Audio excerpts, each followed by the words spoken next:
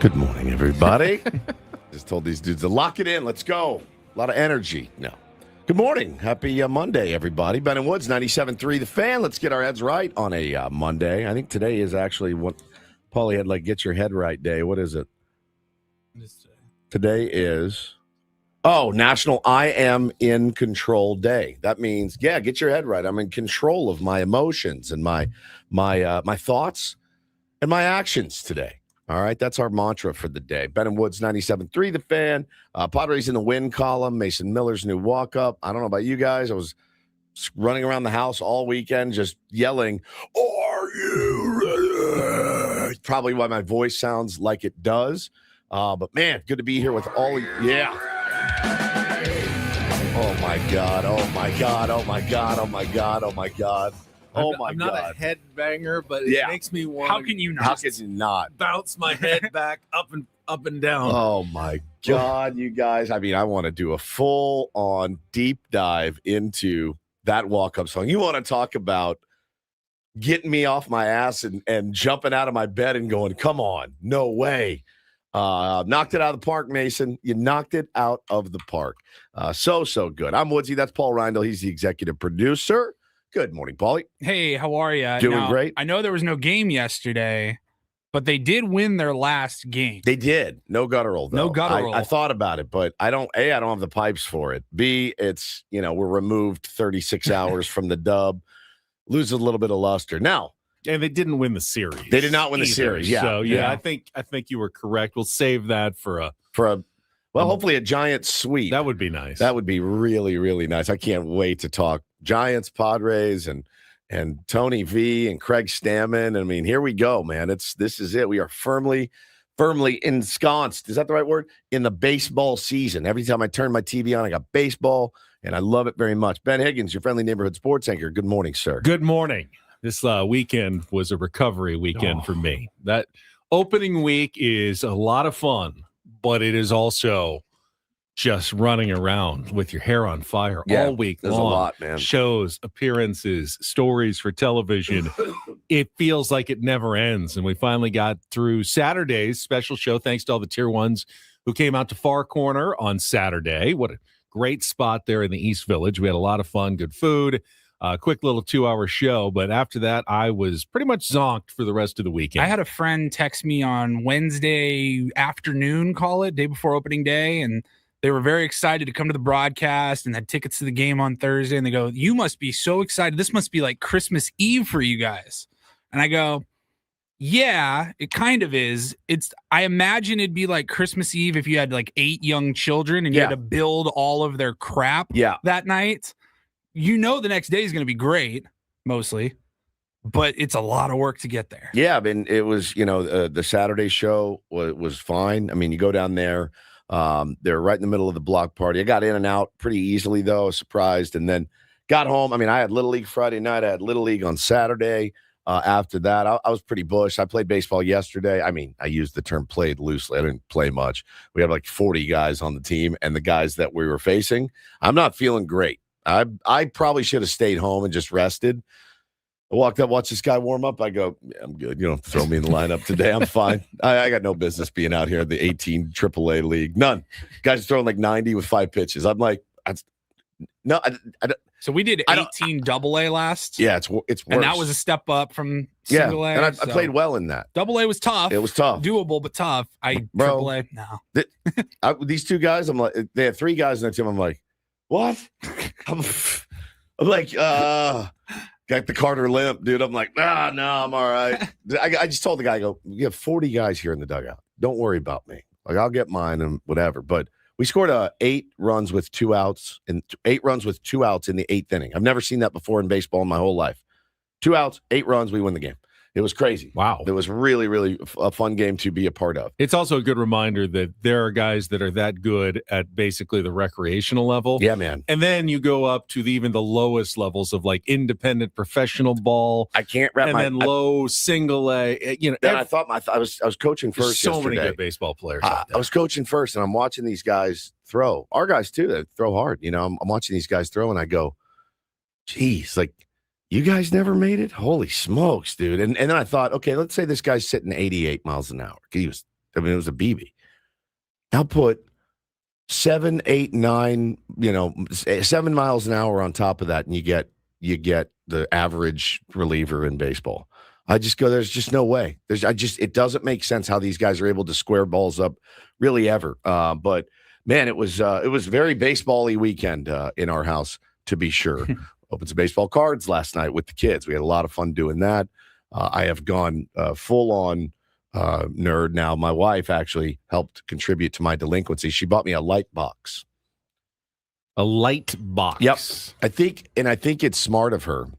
Is that like a shadow box? It's like a box with a light at the top that you put your cards in. Okay. And you can take pictures of them, and it gets a much more beautiful presentation when you post or list your cards if you want to sell them on eBay. So you don't display it. You just take different cards, put them in, take their pictures, yes. and then take them back out again. Yeah. And then, okay. Right.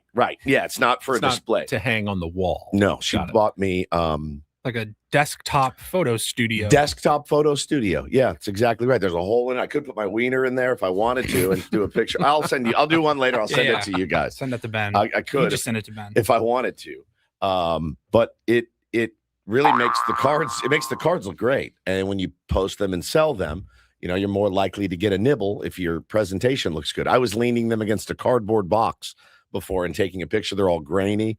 This looks great. Backlit, like it's really cool. She bought it for me. Now, I think the ulterior motive is now maybe he'll sell all of these, right? So smart on her part. But yeah, I've gone full on. Yokel wants to know what's wrong with my voice. Am I sick? I've been sick. I've been sick for a week. But you could hear it last Tuesday or Wednesday before opening day. Yeah, you were worried that you were kind of heading in that direction. And I figured if I could knock it all out with as much alcohol as I could on Thursday, I'd be fine. And I felt pretty good Friday, and then it came back Saturday morning before the broadcast. But we had a great weekend at our house. We played a lot of baseball. We watched a lot of baseball. We played with the baseball cards. It was a lot of baseball. I had a very healthy day yesterday. I worked out twice, got a lot of stuff done around the house. Why twice? You did a Peloton and a trainer? And a trainer, nice. Yeah. I went, had a very healthy lunch, a good healthy dinner, just some nigiri sushi. And then I undid it all and went for an ice cream sundae at Cali Cream. Why do we do that? Like we feel it's called like self-sabotage, dude. We feel like you've earned it. I've earned it. Yes, it's the worst. I've been so good today. I should treat myself to something. We have to get out of that. My son and I went, and I have not done this forever. And I got a Oreo caramel latte hot fudge sundae with nuts, whipped cream, and a cherry, and it was so good. Of course, it was. It was so good. I'm sure it was. We have to get out of this "I've eurned it" mentality. I know. Why do we always do that? No one is worse than me. Nobody on the planet. Like you did legs today. You get to eat whatever you want, and if you want to eat a whole pecan pie, you can because you did legs today. Now, I did legs for 29 minutes. It's not like I was in there for 3 hours, walking out puking. And I'm like, of course I deserve a treat. I did legs. Why do you think I do legs twice a week? Why do you think I do that? Because I get a treat. Right. The other end of that would be, well, I already went to the game and I'm driving home and I had a couple of beers and we had a whole plate of nachos and then we got a pretzel. I've already gone off the deep end. What's one more? What's one more? Yes. I'm already in it. I'm in this. We'll start over tomorrow, right? Bro, I fell in this river. I might as well have a swim while I'm in here. What, I'm just going to get right out? I've ate crap all night. Might as well finish it off. There's no reason to start trying to eat healthy now. The worst. And you can have I have a real, you go out to breakfast with the family, right? And you'll get an omelet and French toast and hash browns and, coffee and juice. You're like, oh, man, well, I'm going to dial it in for the rest of the day. And then, at noon, you guys want Jersey Mike's? Yeah, give me the double cheesesteak with Chipotle sauce, Doritos. Go ahead and grab a brownie. I'm already off the deep end and a large pink lemonade. My wife's like, really? All of that? I'm like, yeah, I know we just got back from breakfast an hour ago, but I guess let's plan what's for dinner. Yeah, where are we ordering for dinner? I'm telling you, man, I'm right there with you, dude. And you feel like my brain goes like this. Hey, man, you've made some progress. You're getting stronger. life's short, bud. Yeah. This is my absolutely. voice, bud. Life's short. Absolutely. What am I doing this for if not to be able to enjoy myself? What are you in a Mr. Olympian contest that you didn't tell me about? Like, you're fine. You can handle a hot fudge sundae with Oreos and caramel and whipped cream and cherries and nuts. Of course you can. I do it all the time, Benjamin. And I mean, look, I do feel like you got to have some balance in life. Again, you're not doing any competition. Sometimes you just want to go have ice cream with your kid. You know, that's the other part. You just want to have ice cream with your kid. We had a nice time. That's it was right. Like a good experience with the two of us. It was a beautiful evening. It wasn't late. It was like 6:30. Let's go get ice cream. Let's just go get some ice cream. And I'll remember that, of course, as a fond memory, even though I know it's not the best choice for my health. But it was really good. I get it, man. I totally get it. And, you know, I didn't eat a ton on opening day, really, at all. I didn't go crazy with the food or anything. Like, we had breakfast tacos, and I mean, I had 17 tequilas. I took my bottle of Santo that I got over to my neighbor, Ron, who's like the world's biggest tier one. And I go, hey, hope you like tequila, buddy. And his wife, from the top of the window, she goes, are you contributing to his delinquency? I go, yes, I absolutely am. But he was stoked to get that bottle. Caring wife move. Yeah, such a good move. So yeah, it was great. Paulie, how was your weekend? Just chilled? It was more like Ben, recovery mode, a little bit, just kind of regrouping, resetting the house a little bit. Yeah. You know, did a Costco run, running around so much, laundry, just kind of reset the house, and chilled. Watched a lot of basketball, a lot of baseball. I was pretty proud of myself. I made a pot roast yesterday, and before I went to go play ball, I had a late game, so I was gone a lot of the day. Just cooking while you were gone. Just leave it there. Yeah. Leave it there in the crock pot. 8.5 hours, slow cooked, right? And it was just perfect. But I got all the ingredients, got everything home, and I started to make the pot roast. And I went, oh, dude, there's one thing that I forgot. And it was the pot roast packet, like the packet of the pot roast seasoning that you put in. Now, you probably have all of those things at your house. So I had to Google how to do a pot roast, without this, the cheat seasoning is what it is. You put it in and it gets in the broth and it cooks it and it gives it that flavor. So, man, I had to get the meat out. I had to spice it myself. I had to sear it in the cast iron first, which is something I've never done. Put it in. It was better. I'm not using the packet anymore. Nice. I'm going to cook like a real OG. Do you put any, like a cup of red wine or anything in there? A beer.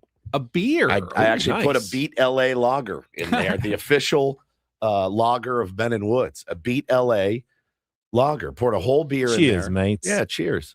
Poured one of those in there, along with some beef broth, some onions, some carrots, and some potatoes. Yeah. And then my seared, spiced pot roast. And it was outstanding. It was out of this world. Yeah, the love of your family. And Taylor didn't eat one bite of it. Of course. Bo crushed like half of it. I had like half. It was phenomenal. It was phenomenal. Sounds good. It was good. I was proud of myself, though. I actually felt like a real cook for once. Thank you. Chef Woods. Yes. Paul, you mentioned you watched some basketball. I also watched some basketball. Was very disappointed. It wasn't a good weekend. Was very disappointed in the basketball until the last 5 minutes of yesterday's final game between Duke and UConn. And that was right now. That was pretty cool. Talking basketball at 6:15. Paulie said he watched basketball this weekend. I was just giving him a chance to expand on what he did this weekend. 6:15 on a Monday. Yeah. But it wasn't a great. Diving into. Wasn't a great sports watching weekend. Was my point. Somebody already messaged us 10 minutes ago and asked your thoughts on Craig Stamon's decision making. Oh, really? Like 6:03 on Instagram. Where was that? Somewhere. I mean, thoughts on it was Craig Stamon and the lineups, and it was like at 6:03. I was like, well, we got time. Yeah, we got time. Before yeah, we'll get it. We'll get into all of it, but all right. I was riffing on what Paulie did this weekend. No, you saw a crack to talk basketball, and you took it at 6:15 on a Monday morning, which is literally against the rules of this program. Did you watch some golf yesterday? I did. Go ahead. Pretty amazing. But you asked what I did, and I didn't watch golf, so we don't. Have to talk about I was talking about Paulie's weekend, not mine. All right, weekend. I got an email from the clinic. Oh, Oh, your results. Is this a congratulatory email? Are you fertile? It's a weird. A fertile fellow? It didn't say, hey, you're good, life goes on. It said, yes, okay. We need more. More. We want to have a backup just in case.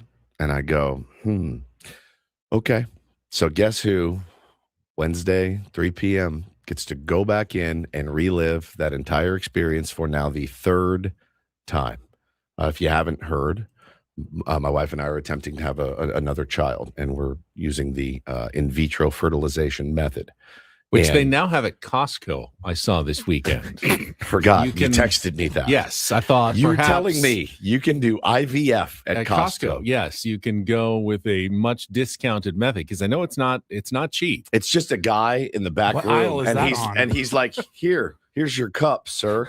Tell your wife to come see me when you're done. I don't know specifically how it works, but they're partnering with some medical providers to do IVF at Costco. I think you just get one of those boards that's hanging on one of the placards, like the gift cards, and you just get IVF, and you take it's it right to there next to the buy three get one free Disneyland. Check your receipt as you walk out, and then you've got IVF on your way home, along with your very large bag of rice, and you can get a couple of AMC movie passes for 70% off. This is unbelievable.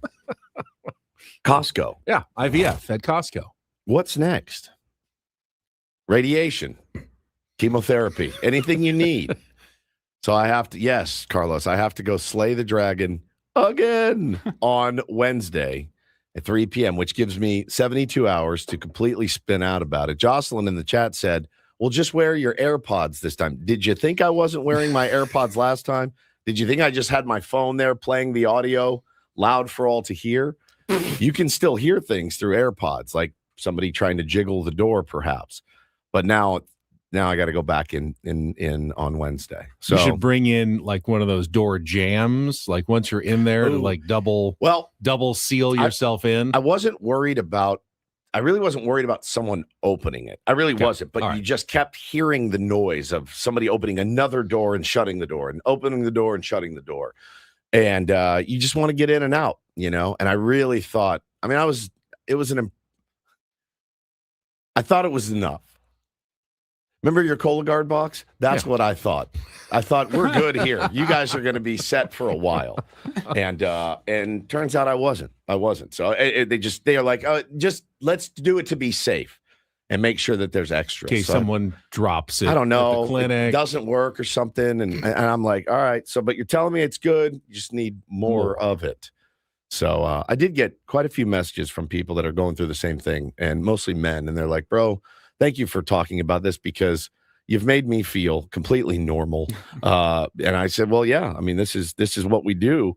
But it's a process. It's an interesting process. And, I figured let's talk our way through it because that's how we handle things. But yeah, man, it's going to be interesting again to go in on Wednesday. And then hopefully that's it.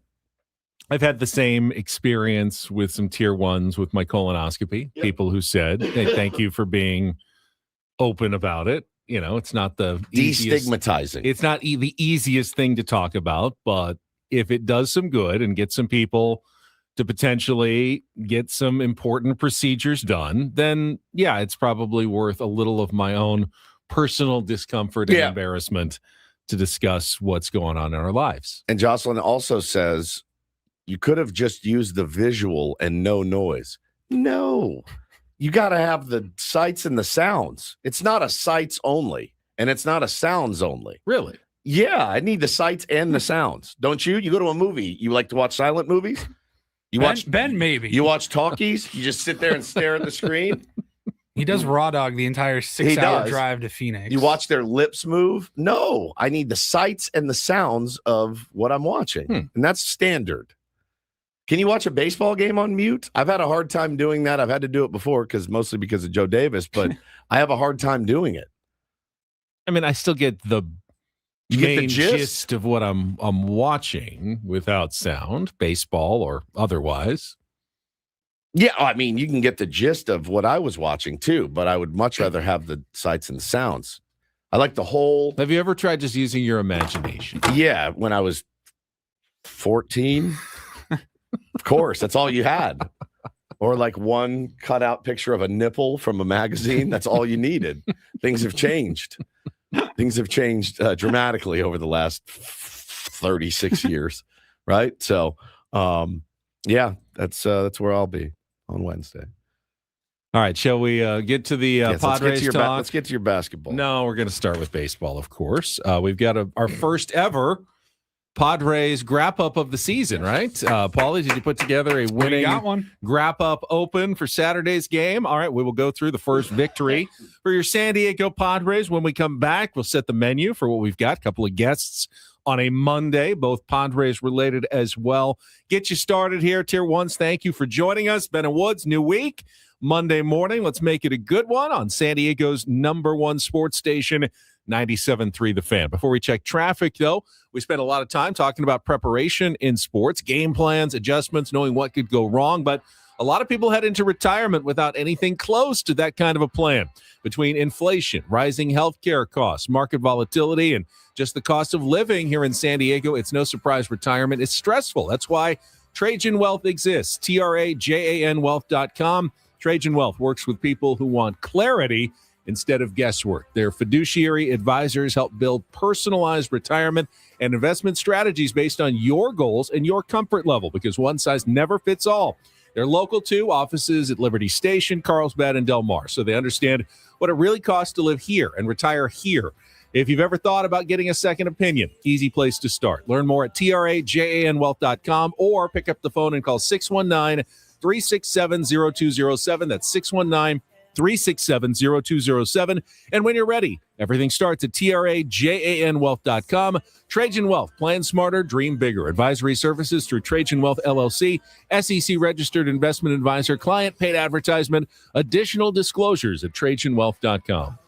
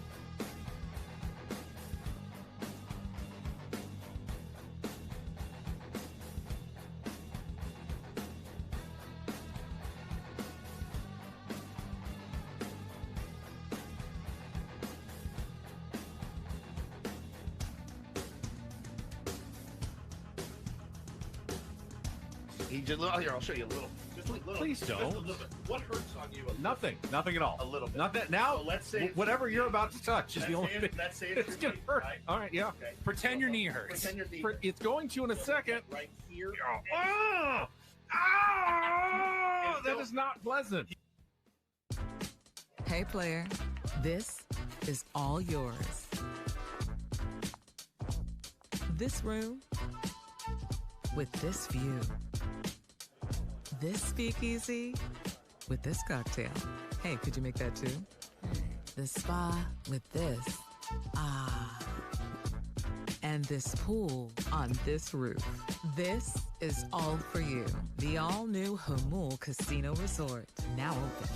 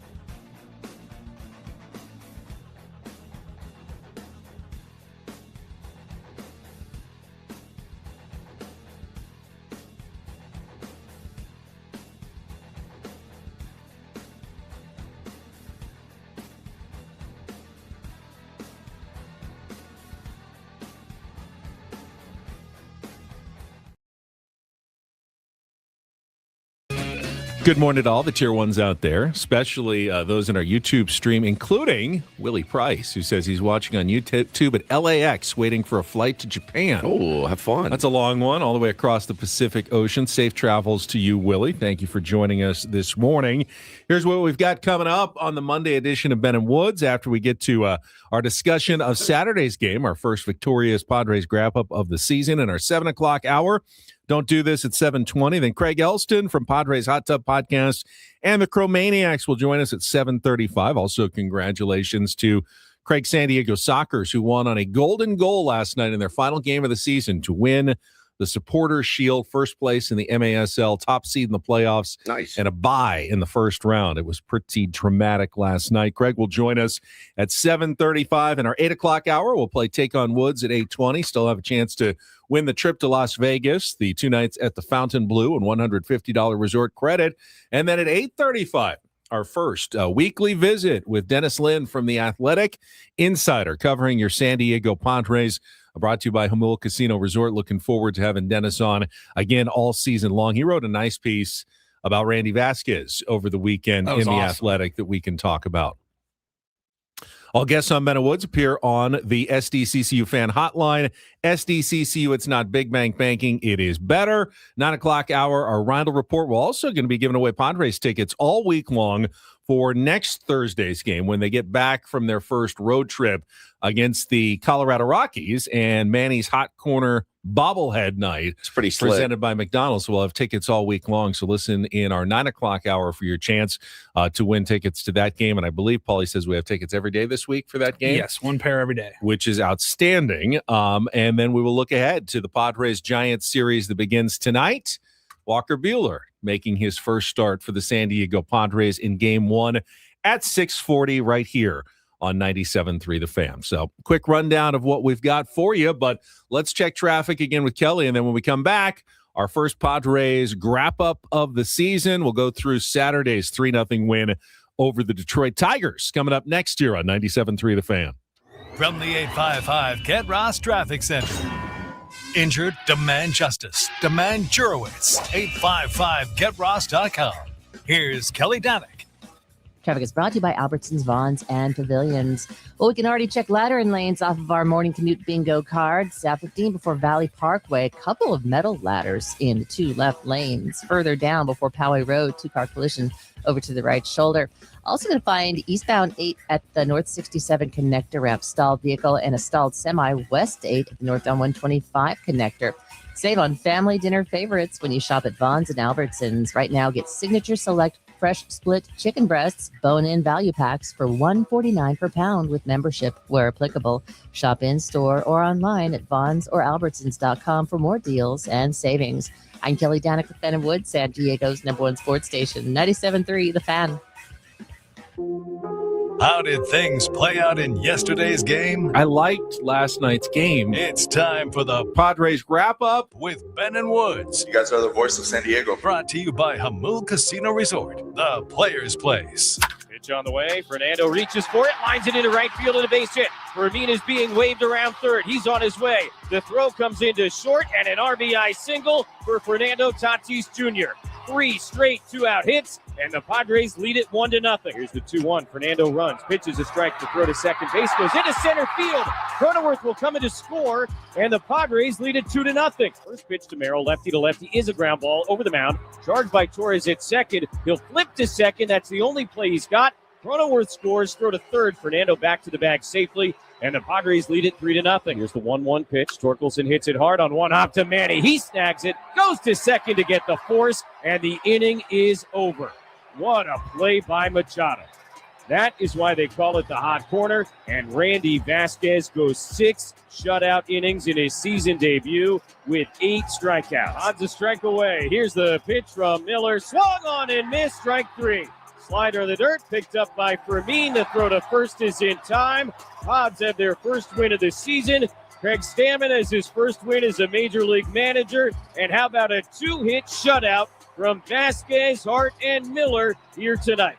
3-0 over the Tigers. Needed a big start out of him, after the first 2 games, and he came in and he delivered. One of the best games Randy's probably pitched for the Padres.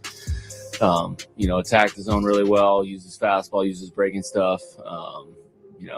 Had it all under control today. I think 8 strikeouts. It was a really good outing for Randy. Padres wrap-up brought to you by Jamul Casino Resort. Hey, player, the rooftop pool's open. Day passes are available, and the spa is calling your name. Jamul Casino Resort, the player's place.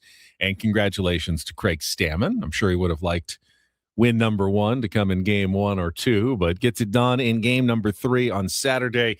Padres beat the Detroit Tigers 3-0, and the story of the game Randy Vasquez and the pitching staff, Woods. Outstanding. And we talked about it that day when we were at Far Corner. Like, all right, if you get swept, it's not the end of the world. You have 159 games to go. That being said, you want to try to win one of these games. You want to go out and you want to beat Flaherty, but you've already kind of, I don't want to say taxed, but you've used your pen a lot, and they've thrown a lot of pitches, and they've walked a lot of guys, right? Like, those pitch counts go up because you're walking 5-6 guys a game. So the pressure was even more on Randy Vasquez and guys like Kyle Hart, that had not been used yet. So I thought the combo of Vasquez, Hart, and Miller was perfect. It was literally perfect. They were fantastic. Did everything they needed to do to get the Padres a win. Offense did just enough. Some really, really clutch hits by Fernando Tatis Jr., some clutch defense by Manny. Jake Cronenworth setting the tone at the top with a 12-pitch AB. I mean, just a really, really well-played ball game. But yeah, it all starts and stops with starting pitching, and Randy was outstanding. Spent a lot of the offseason hyping up Randy Vasquez and the work that he'd been putting in, what Ruben Niebla had told me about him. Obviously seemed like he backed it up in spring training, but you never really know until the season starts if that is going to translate. Certainly did in the first start. Very impressive. And it wasn't Strandy Vasquez, who was a very valuable member of the Padres for the past couple of seasons when they needed him, got out of some jams, got into a lot of jams, got out of jams. This was a different version of Randy Vasquez. This was a guy who was getting swing and miss. This was a guy who could get 2 strikes and then finish off a batter, didn't have to nibble around the outside to try to get, guys to chase. He could actually just blow it by you at the top of the zone. A lot of his strikeouts came on the 95, 96, even 97 mile an hour fastball at the top of the zone. That was not a weapon he had in his arsenal early last season. Not until the very end of the season did we see Randy Vasquez throwing with that kind of velocity. I mean, 8 strikeouts is terrific. So really impressive. Kyle Hart was very impressive. He was brilliant. He also had a really good spring. Yep. That one you're a little more like, but we've seen a lot of Kyle Hart, and doesn't seem like, he fools a ton of major league hitters, but he's worked on that kick change, especially against right-handers, which, his splits were pretty egregious last year. It was good against lefties, but against righties, he just didn't have anything that could get them out. But this kick change gives him an opportunity to get right-handers out, and he blew through all 6 Tigers that he faced, striking out half of them. 23 pitches is all it took Kyle Hart. And I think every Padre fan, when they went to Hart in the 8th, you're like, oh my God, here's the not spoils, but here's the consequence of burning through Marinaccio for 45 pitches and Bradley Rodriguez in a blowout. Man, you really would like a more high leverage guy here. Kyle Hart said, no, I got it, man. 23 pitches, 6 batters, got through the heart of their order, and turned it over to Mason Miller. Phenomenal but work. That's what we thought. Like, oh, you're left with nothing but Kyle Hart. But what the reality was, and Craig Stamon discussed it a little bit, was they were actually saving Kyle Hart. They felt Kyle Hart, with his left-handedness against a left-handed Tigers lineup, was one of their more valuable options for like multiple innings in relief. Yeah. And they tried to stay away from him on opening day. Remember when Craig Stamon talked about losing in the proper way? Hey, we're going to lose this game down 8-0. We need to lose the right way. And they didn't want to burn Kyle Hart there because they thought he was a valuable weapon against the Detroit Tigers. Turned out to be absolutely correct. And they used him in a better situation, protecting a 3-run lead for 2 innings when the other guys in the bullpen had been taxed fairly heavily the first couple of games. And then we finally got to see Mason Miller after all the speculation, talking to him at spring training. What is going to be his walkout song? So let's play the whole thing. The start maybe at the beginning. The song is called Blind, and it's by the band Korn. Korn with a K. Korn with a K. Did you know it right away? Like take on notes? You did. I heard this and I go, I know this, but I don't recognize it. Immediately. I just went, oh, no way. the lights are off and they're going back and forth. I thought it was Disturbed for a second. I know you did. Bob thought it was Metallica. Yeah. It was a tough day. Us non-musical people had some trouble with this. It was a tough day. Well, not everybody was expecting a Korn That's fair. reference in 2026. That's absolutely fair. Boy, when he starts walking down the stairs. Now, this is where we need to get our timing. I was going to say timing. Timing is tough because we all need to be ready to. It's like a 50-second intro.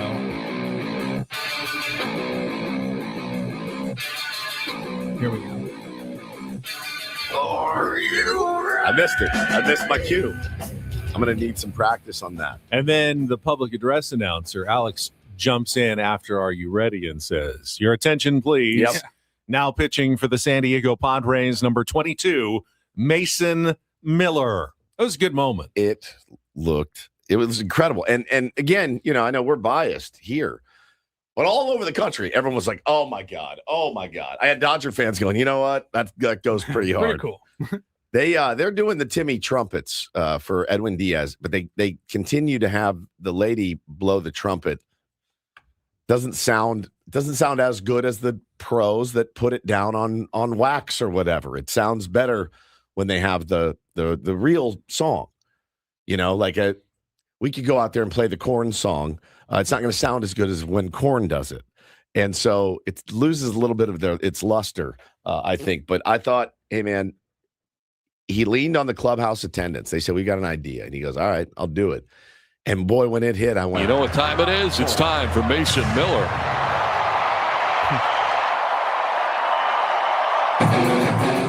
Right there, I was like, oh my God, oh my God, oh my God.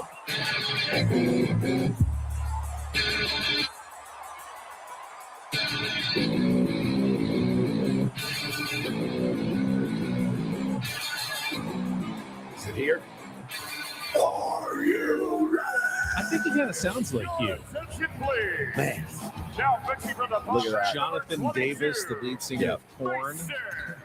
If you were in a band that needed to sing, that would be where you go. Are you ready? Now, I think it also is important that it needs to be said.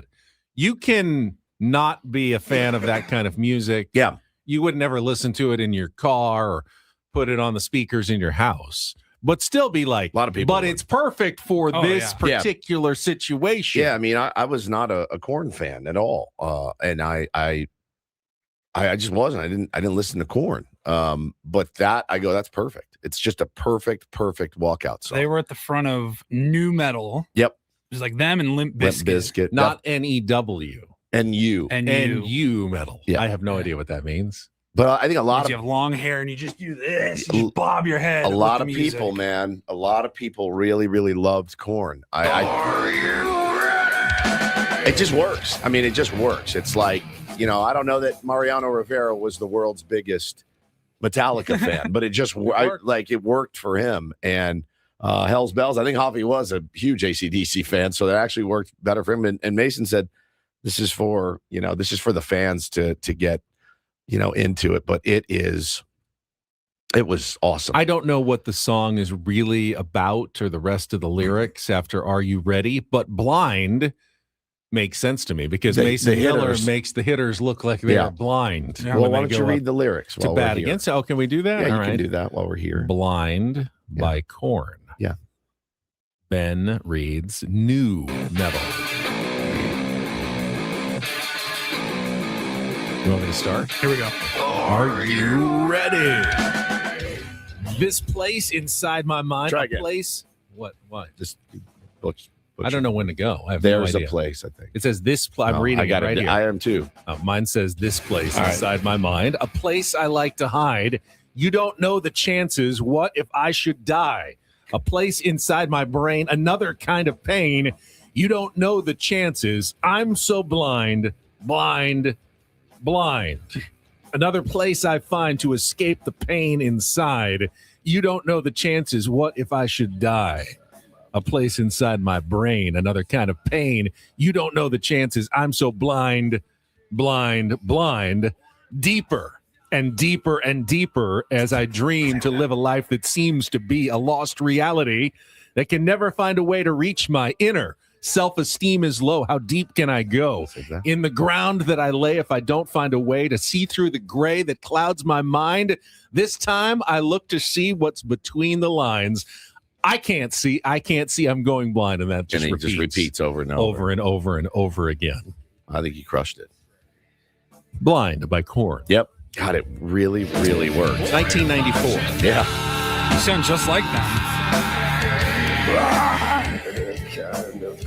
I hope we hear that 60, well, yeah, like 65 times. 55 times, maybe. Sounds about right. It was great. Such a great choice. The lights, everything was perfect. It was perfect. After it was just that perfect. happened on Saturday, started seeing the clip from Woodstock 1999 going around. God. When Korn took the stage in 1999 at Woodstock, it's one of the craziest concert scenes you will ever see in your life. Yeah. I don't remember the name of the documentary or the DVD. It's like Woodstock 99. Yeah, Woodstock 99. It's unbelievable when that music kicks in and you see it, just a sea of heads just bobbing up and down. Everyone's screaming, "Are you ready?" I mean, it's what Petco needs to look like. But all weekend long, I'm walking around the house going, it's just screaming. Like, it was unbelievable. It's so hard.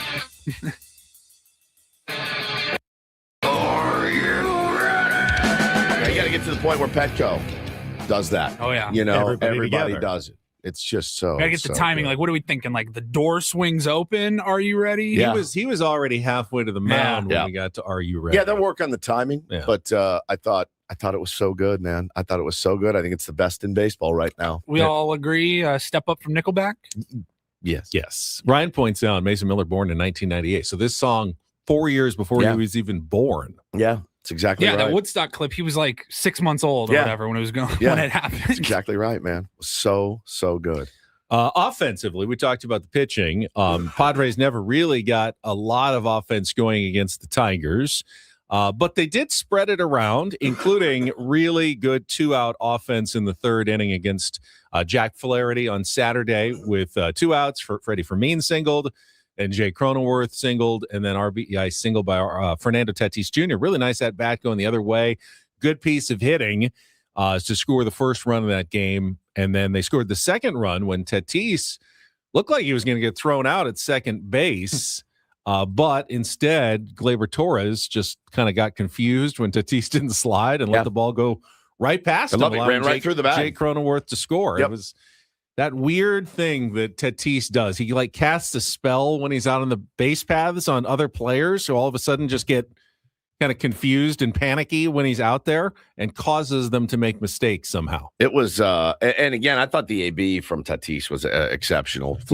Flaherty goes, up and in, which is what we asked him in spring training. This is kind of the book on Fernando Tatis. Go up and in, move his feet, make the helmet fly off, make the hair fly, make the bat drop.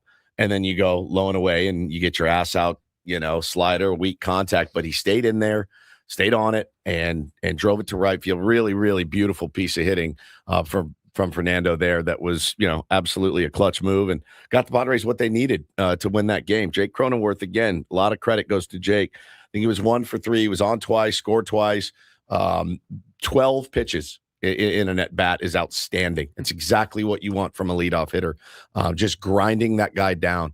And so I thought it was great, and I'd like to see that moving forward. I think, one of the things you can talk about, and we'll be probably beating everyone over the head with lineup construction talk for the rest of the year, I would imagine, is Ramon Laureano. I do understand having a lineup that's deep, trying to get the lineup as deep as you can, 1 through 9, right? And having Laureano in the 7 hole makes you a deep lineup. It really does. But would you be better served with him up in the order? I don't know. I don't know the answer. I think the question is, who are you dropping? Right. Xander Bogaerts, although he went over the ball 4, he laced the ball again in Saturday's game. Padres finally had an opportunity with some walks after they had given the Tigers all the opportunities the first 2 games. Jack Flaherty walked the bases loaded. They got the 1 run on Jackson Merrill's infield chopper, and then Xander came up, hit it hard, was at the second baseman, didn't score anymore, but Xander was taking good swings. I don't really want to drop him. What about against the lefty, Ramon Laureano as your leadoff hitter instead of Fernando Tatis Jr.? That's interesting. Because saying no. he's an OBP guy. He's, his stroke this year looks phenomenal too. Short, quick to the ball. You're dropping Andujar and Sheets and those guys down in the order and get him up a little bit more. So he's the only Padre with hits in all 3 games, Yeah. and he's actually been robbed of a couple, including one that was right there at the wall, nearly a home run. Has the only home run of the season for the San Diego Padres. 750 slugging, 417 OBP, and 417 average. So. I'd really like to see the offense bust out right now. This series we'll talk about with the Giants. I'm utterly fascinated about what Giants team is going to show up at Petco Park. They have been atrocious so far, knock on wood. They've been atrocious. Offensively, they've been maybe the worst team in baseball. They scored 1 run against the Yankees in 3 games, got swept. Vitello remains in the news every day. The news cycle it's never ending on him. Took a lot of heat off guys like Craig Stamon and some of the new managers. I think Tony Vitello is really wearing it for some of these new guys out there, and some of the new guys have gotten their teams off to good starts, like in Baltimore and Craig Albernaz, and there's a lot of new skippers out there. We've got one, they've got one. This is a team. I watched some of those Giants games and I went, oh yeah, you can't drop a game to these guys. Like you have to bury these guys right now in late March, April, because they just do not look good. So we got to make sure that we handle business.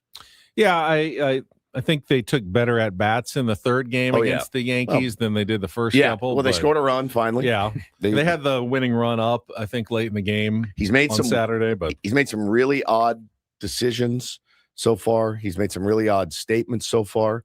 You don't want to get outmanaged by that guy, in my opinion. All right. We talked a lot about it on Saturday at our special show, but I know not everybody was able to join us, so we can go through a little bit of what happened, the meltdown by Jeremiah Estrada on Friday night when the Padres had that game to win. Could have taken that series fairly easily, did not. What went wrong? What needs to change? We will talk about it coming up next. Ben and Woods, hour number 2 on San Diego's #1 sports station, 97.3 The Fan.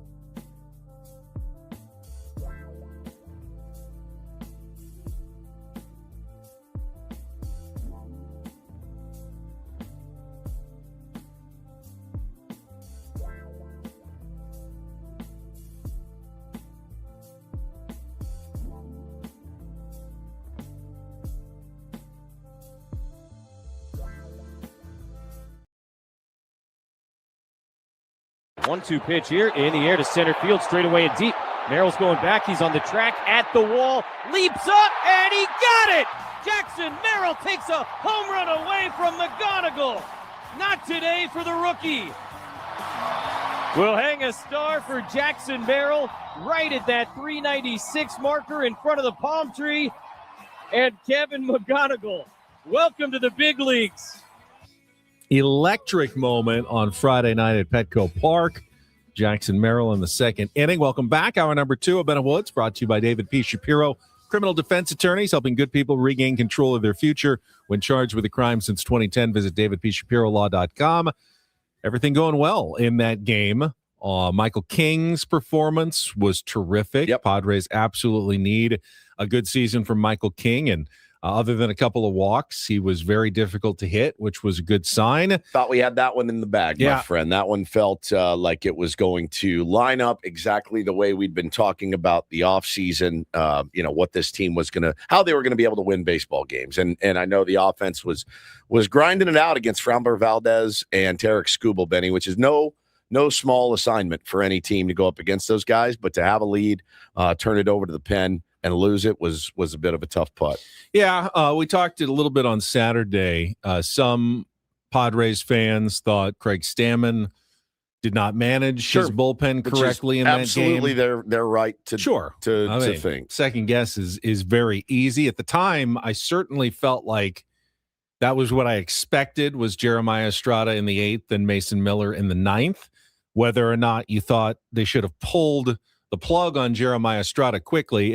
If you don't remember, 2-1 game, Jeremiah Estrada strikes out the first batter he faces and then loses the plate. So just lost it. Walk. He lost he didn't even throw really I think it was Torkelson he struck out to start the inning. He didn't really throw a strike to him. Whoever it was expanding the zone like crazy. Correct. So, but he got the K, results-based business. You don't really care. You're certainly not thinking about taking him out at that point. You're going, you can't, okay, great. He's got 2 more. You've got 2 more. So he walks the next 2. Yep. Now, before the game, Craig Stamon and Ruben Niebla had already decided we're not extending Mason Miller beyond an inning this early in the season. So your options at that point were to go for probably a guy that you'd already seen, a Wandy Peralta in the pen, someone who had already pitched in game 1 of the season, or stick with Jeremiah Estrada. They stuck with him. He walked another guy. Bases loaded now. At that point, I was starting to think, okay, maybe you need to do something here. Felt like it was a good matchup against Riley Green, so they left him in. And Jeremiah got what he wanted there. He got a soft ground ball. Unfortunately, It was too soft. Didn't even get to Xander Bogaerts in time to get anybody out, and they scored the tying run on an infield grounder. Now, he executed that pitch, so they left him in for the next batter, and he got a strikeout of the next batter for the second out. At that point, McGonigal was coming up, and Stamon said the decision wasn't like who to go to in the pen. It was, do I leave Jeremiah Estrada in to face McGonigal? But they thought better to go with the lefty-lefty matchup, bring Wandy Peralta back in, and Peralta battled. Great at-bat by McGonigal, fouling off tough pitches. 11 pitches, I think. 10 pitches, I think. It was a really good at-bat. Really good at-bat by Wandy Peralta. Kid was fouling off good pitches, got to the full count, had to throw a strike, left it, up a little bit, and, but you can't throw a ball there. No. And McGonigal did what he did pretty much all series. The first couple of games came through for the Detroit Tigers with what turned out to be the winning hit. Ryan wants to know in the chat, why wasn't Miller getting ready? Because they were not going to use him for what would have been a 5-out save on game 2. And I think I'm okay with that because, again, a 4-out save, maybe you get there, but maybe on day 2, I'm okay. Somebody said in the chat on Saturday when we covered this, these guys make millions of dollars. You got to stop babying these arms. Okay. Like Mason Miller hadn't thrown in a week. He was ready. He was fresh. Could he have gotten you? Is it feasible that Mason Miller goes out and gets you a 5-out save in 14 pitches? Yeah, it is. It absolutely I think is. there's a time in the season for that. Yes. I don't know that it's day 2. March 27th. And that was their thought too, is like, yeah, if we get in some serious trouble here, let's not do this now. August, September. And make it because if you make it a thing on day 2, guess what?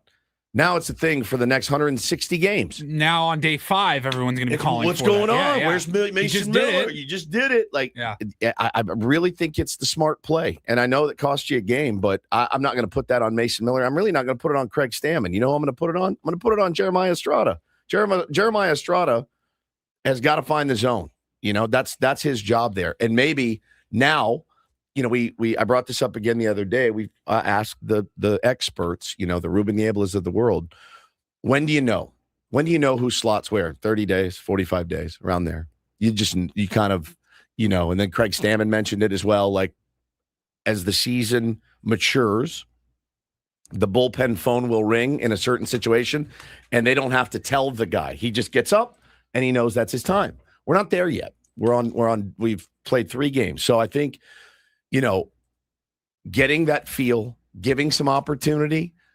Now, if it's tonight, Ben, and if the same situation presents itself and Jeremiah goes back out there for a high leverage situation, I'm not saying he needs to be demoted to the 4th if Buehler gets in trouble, but I think you have to at least think about it. I think you can't overreact. Jeremiah Estrada had a really good spring. He did. Looked very solid. You might remember opening day of 4 years ago in Arizona. Robert Suarez walked everybody. Walked the moon. Looked like terrible. Everyone's going, why did you sign this guy? Right. Turned out to be just fine. Just fine. Had multiple all-star seasons, had one bad start to open the season. That's right. A lot of guys do have trouble in that first start, controlling the adrenaline. We saw it with Nick Pivetta. Yep. You're just so hyped up. It's been so long since you've been out there. You don't quite have the feel. You're not in rhythm. That can affect guys on the first start of the season. I don't think Jeremiah Estrada gets demoted. I don't think he gets, he'll get another opportunity in the 7th or 8th inning tonight, tomorrow, whenever. Yeah. If it happens again, then all of a sudden, okay, well, now we got to figure something out. But I think you just kind of flush it and move on. If you really want to play the hindsight game, and you have the hindsight of the whole series. And again, I think Wandy's going to have a good season. We both like Wandy Peralta. He didn't do anything particularly wrong. He battled McGonigal. Battled his ass off. Kyle Hart looked really good in that yesterday. Maybe he was the guy you should have brought in to face McGonigal in that situation. You said it earlier. Yeah. You're like, I really like him against our lefties. And, we saved him on opening day for that reason. And I'm like, okay. Wandy back-to-back days or Kyle Hart and Wandy? You know what I mean? To mix it up. Because McGonigal said after, I'd seen Wandy the day before. Yes. I'd seen everything he had. Every pitch he has. Seen Kyle Hart. You could have gone with Kyle Hart. Yeah, that's if you want to play the way back. If you want to play the real hindsight game and go, man, I didn't know he was going to look quite that good on Saturday, but maybe we could have used him for one batter. Get that one batter on and then he's still probably available on Saturday if he just comes for one batter on Friday. But how happy would you have been if you had seen Kyle Hart trotting out there with the game on the line in the 8th inning for the first time all year? Did one of us say Kevin Hart? I said Kevin. Oh, you quickly. I switched to Kyle. I was like, did I? You didn't react. I was waiting for it. It sounds like something I changed. Kevin Hart is somebody entirely different. K. Hart. If Kevin Hart is pitching in high leverage moments for the Padres, we've got a problem. You got a problem. The game on Friday also featured Luis Campusano making his first and so far only start. Not good at the plate, over 3 strikeouts, but really good behind the plate, and in particular, managing the ABS challenges. Woods, Lord of the ABS right now is Luis Campusano. We said it. It's so weird because we just had this conversation at Far Corner 2 days ago, recapping this game. So I'll just recap what I said in case you missed it. A recap. Let's recap. The reiterator. Hi, everybody. It's Woodsy, the reiterator. It's one game for Campy, right? I saw Aaron Judge strike out 4 times the other day. I'm a little bit concerned about Luis Campusano's offense. Obviously, he needs to get it going, but he's only going to get a couple of starts a week. That being said, if he can play the backup role like he did, Ben, on Friday, I've got no problems with him. Austin Hedges hits a $112. He makes $4 million a year. Why? Because he's an elite backup catcher. They pay him $4 million a year in Cleveland to hit a $110, run into a homer once a year, 12 RBI, whatever it is. But he can frame, he can throw, he can block, he can handle a pitching staff. Luis getting the Michael King start and Michael King pitching so well, Luis deserves some credit for that. The ABS challenges were heady. They were smart. They were perfect. And I thought, if you can do that, dude, Don't worry about the offense. Just hit him in the 8-hole, whatever. And if you get some offense from him, great. If you continue, he threw out a base runner, like those are the things that you need from your backup catcher that makes $1 million a year. I don't expect him to hit 25 home runs this year. I don't. Padres have had really good success on the ABS challenges. I think they only lost one, and that was on one by Tatis. That was a good, worthy challenge to try to. Canby lost one too, but it was late. It was late. It was a you have to challenge this because we have as one. was Tatis's. I think that came in the 8th inning. Yeah. It could have prevented a strikeout. Get a runner on early, and it was within a 1/10 of an inch of the plate. Those are the kind that you want to gamble on, especially when you have two challenges late in the game. But I think we saw over this past weekend, the first weekend of ABS challenges across the league. Oh my God, you guys. Game changer. Oh my God, you guys. In more ways than we even expected. Good, bad, like there's things that don't make any sense with ABS. There are things that are awesome with ABS. It's just a whole different world. It's like a different game. It's like watching a different game now. And pitcher can't get real fired up about a punch out. Umpire is probably going to need to be a little bit quicker with his this. We're not going to have time for any of these. You guys got to know it's really moving it along, and it has ruffled some feathers. Well, you saw CB Buckner have a horrible game. Doug Eddings got shown up by Salvador Perez with, I think, 3 in a span of like 3 or 4 batters. Dude, he took on him the bottom of the zone. He took him to school on the bottom of the zone. This is going to be the end of some umpires. I'm telling you. I said it on Saturday.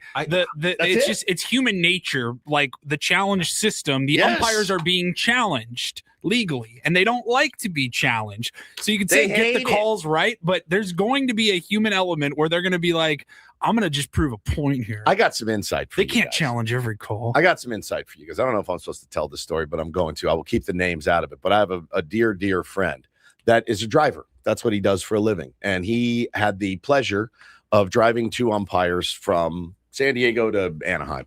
And he listened to their entire conversation. And when I tell you guys it's personal with a lot of these guys, it's personal. And they're back there talking, oh, yeah, I love throwing him out, or I'll do this, or I'll do that. Like, it's a personal thing. It's not just, I'm going to get back there. I'm going to do my job to the best of my ability. It's personal. Don't you dare question me. Boy, anytime he looks at me sideways, I just run him. Things like that. And so now you've taken the job, a servant, it's a servant job, and you've made it about yourself. And I think therein lies the problem. And you saw how annoyed CB Buckner was getting. Just flummoxed, and mask is off.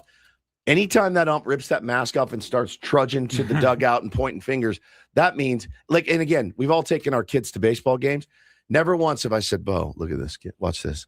I want you to know, remember this day. You got to watch CB Buckner call a game. You got to watch it. You can tell your kids, and they'll tell their kids, my great-grandfather used to go watch CB Buckner umpire. Nobody wants that. Nobody. Well, the stat that blew me away, and I know we're just, 3-4 days into the ABS, but the 10 oldest umpires have had, I think, 67% of their challenges overturned. The 10 youngest umpires, only 33%. So the ones that are older, set in their ways, are really going to be the ones that struggle with the new ABS system. And I don't know if it's because age just makes the job harder, like it does almost every other job that requires quick judgment, eyesight, especially baseball. But also they were brought up in a different system. They were brought up knowing, no one can challenge my calls. No accountability. I had my own strike zone. I can try to be better, but I'm kind of set in my ways. The younger umpires, a lot of them who came up through the minor leagues, have dealt with ABS, have dealt with the strike zone the way MLB wants it to be called. They're much better at it. You have the better umpires. And now I'm sure they knew this kind of behind the scenes because umpires are tracked by Major League Baseball, but quietly, not in, you get the umpire scorecards and stuff. But now we're seeing it broadcast in blinking bright lights. Like, and the crowd is into it. Are good and which play umpires are bad. The audio from CB Buckner. So if you didn't see it, I guess it was back-to-back pitches, right? Eugenio Suarez at the plate, and he challenged the first one, and you hear the challenge, and the very next pitch gets challenged again. But here's both of them right here in order. Got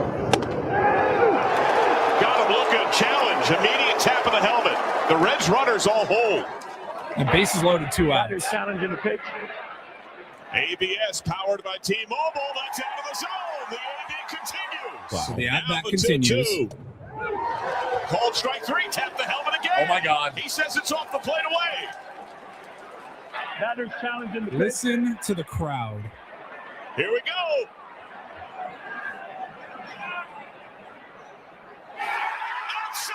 Oh, that is for a the loudest cheers of the game. The Reds have hit 2 homers. Come on, back-to-back challenges. So there were 2 home runs already in that game, and the loudest ovation was for an ABS challenge. I was not expecting it to add to the fan experience in that way. So much. It makes a ton of sense. It does. I just wasn't. I didn't think that far ahead. We had one in the 9th with Mason.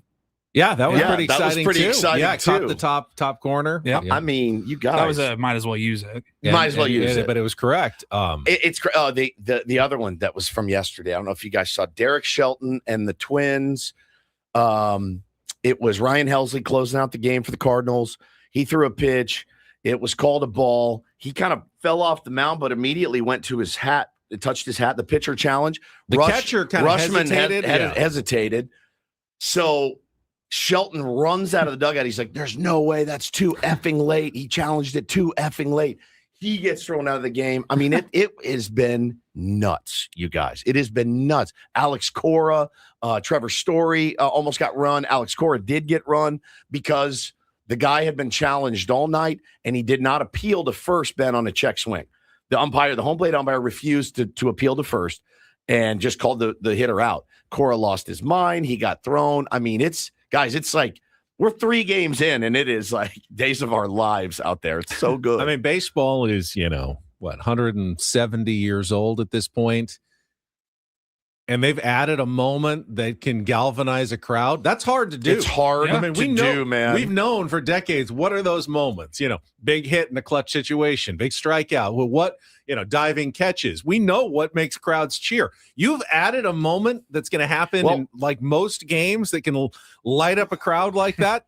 That's pretty incredible. And also, think about Gavin Sheets. They just brought it up in the chat. I tweeted about it. But balls, 3 balls off the plate, and he doesn't challenge because they're gun shy. That's the other thing. Some teams are burning through theirs too quick. Some teams are sitting on theirs and not using them. We don't know the strategy of the Padres, even though they've acquitted themselves pretty well of this so far. But it's been, Kyle Hart had a challenge against him. He won that for a punch out. So I've loved it. I thought it's been great.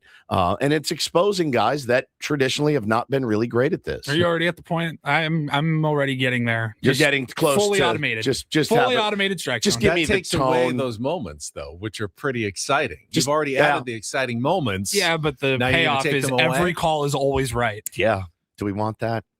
Have a guy just standing there for plays at the plate. They're not as accurate as we think they are. I mean, a 1/10 of an inch. Do they do fully automated in minor leagues? No. They still have the challenge system. Yeah. I like that. I think if you do that, you take away some of this umpire drama, which I really, really enjoy. I think baseball likes it. I think they do too. All right, we'll talk more baseball and Padres with Craig Elston coming up at the bottom of the hour. But up next, don't do this. And actually, we have a don't do this and a do this story, both from the world of golf. Indeed. And both with guys whose last names start with WOOD, just like yours. Neither of them are me. Coming up next with Ben and Woods, broadcasting live from the Bill House Studios. We know how. Check traffic with Kelly Danick here on 97.3 The Fan.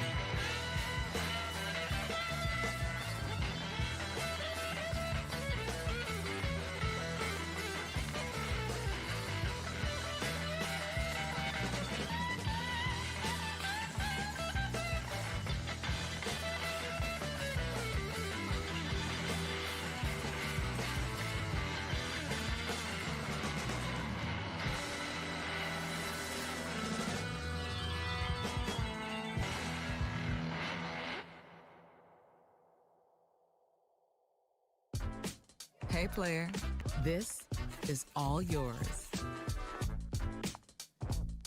This room with this view. This speakeasy with this cocktail. Hey, could you make that too? The spa with this. Ah. And this pool on this roof. This is all for you. The all-new Hamul Casino Resort, now open.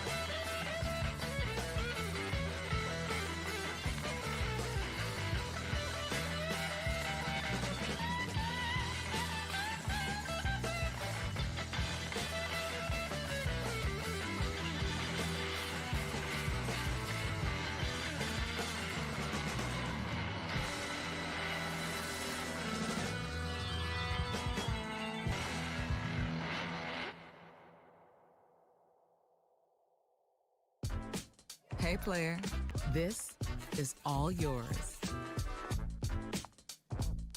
This room. Don't Do This, brought to you by Dixie Line Lumber and Home Centers, helping San Diego homeowners and contractors fix it, build it, and enjoy it. We're just going to do 2 stories today, one good, one bad, both from the world of golf. Woods? We got the notification on Friday, I believe. We were all hanging around. They said, "Oh, Tiger Woods involved in a car crash." It's And like noon, 1 o'clock. yeah, and you go, "Oh man, I hope everybody's okay." And then you realize Tiger Woods involved in a one-man solo rollover car crash in Jupiter, Florida. This is the second. Another. I was gonna say, we've heard this before. We've heard this before, and you go, "Oh no, oh no." The worst has happened. He was okay. Luckily, no one else was harmed in this, but he was arrested for DUI. When they got there to the scene, got him out of the car, whatever, and noticed that he looked impaired. Now, he had also just been in a rollover crash. So they're like, "Will you do a breathalyzer?" He says, "Sure, I'll do a breathalyzer." 0.0, no problem. But they looked at him, they looked at his glassy eyes, they looked at all of it, and they said, "Yeah, man, how about a urinalysis?" He said, "No, I'm not doing that. Not going to test my urine." They said, "Okay, well, then we're going to have to arrest you for DUI." Took him in, and this is, you talk about bottom for addicts a lot. And I think if the last one wasn't, you're getting closer with Tiger Woods to the bottom, to where hopefully he can turn his life around, because could have hurt somebody, could have hurt himself, could have killed somebody. We just had this experience, Ben, with the Goudreau family. I mean, just a horrible tragedy that could be avoided. And, many people asking the question, you're this wealthy, you've got all of this at your disposal, hire a driver, and for him, based on all reports, it's not even about that. It's about control. He should literally never have access to car keys. Just don't give him the keys. Like, just drive him around from place to place. But he wants to be in control, as a lot of addicts do. And they think that they are, and they think that they've got it dialed. And because he's gotten away with it 75 times by taking, whatever it may be. And listen, I don't get the sense from Tiger Woods. Like, if you've ever seen the documentary about painkillers and things like that, it will rock you to your core, and when you realize how addictive some of these substances are. He's had surgery after surgery after surgery, fixing his back, his spine, his neck. He's hooked. He's hooked on pain pills, and he's not uncommon in that.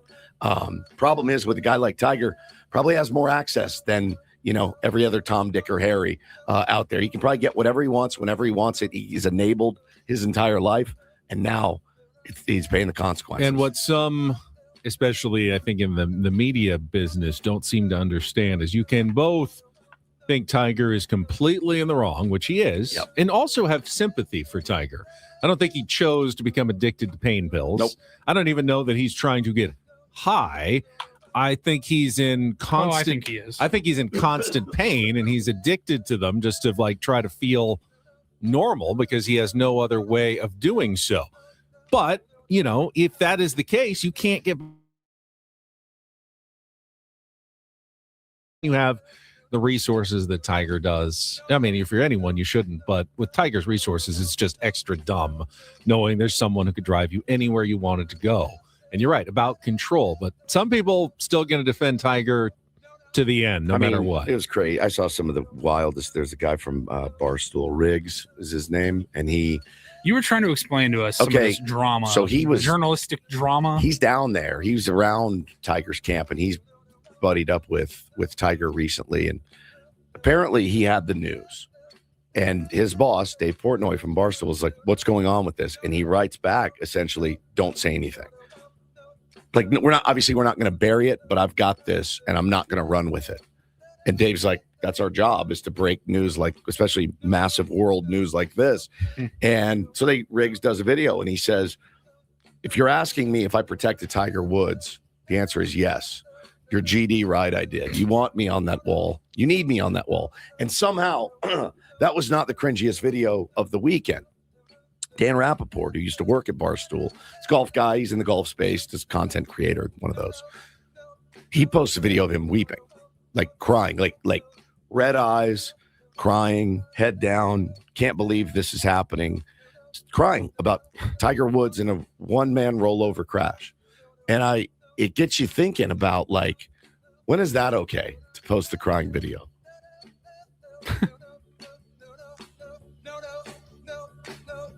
I don't know. That's who are you posting a crying video for?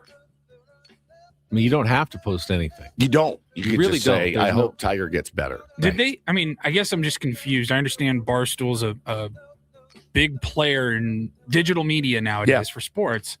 Did they think that the story they just didn't want to be the first ones to have Tiger did them a big solid like last year and went out and did a big video with them, and they celebrated. But like the Tiger rest of the world is going to have this news. And they're like, we're not going to. They just didn't want to be We're first. not going to rat them out.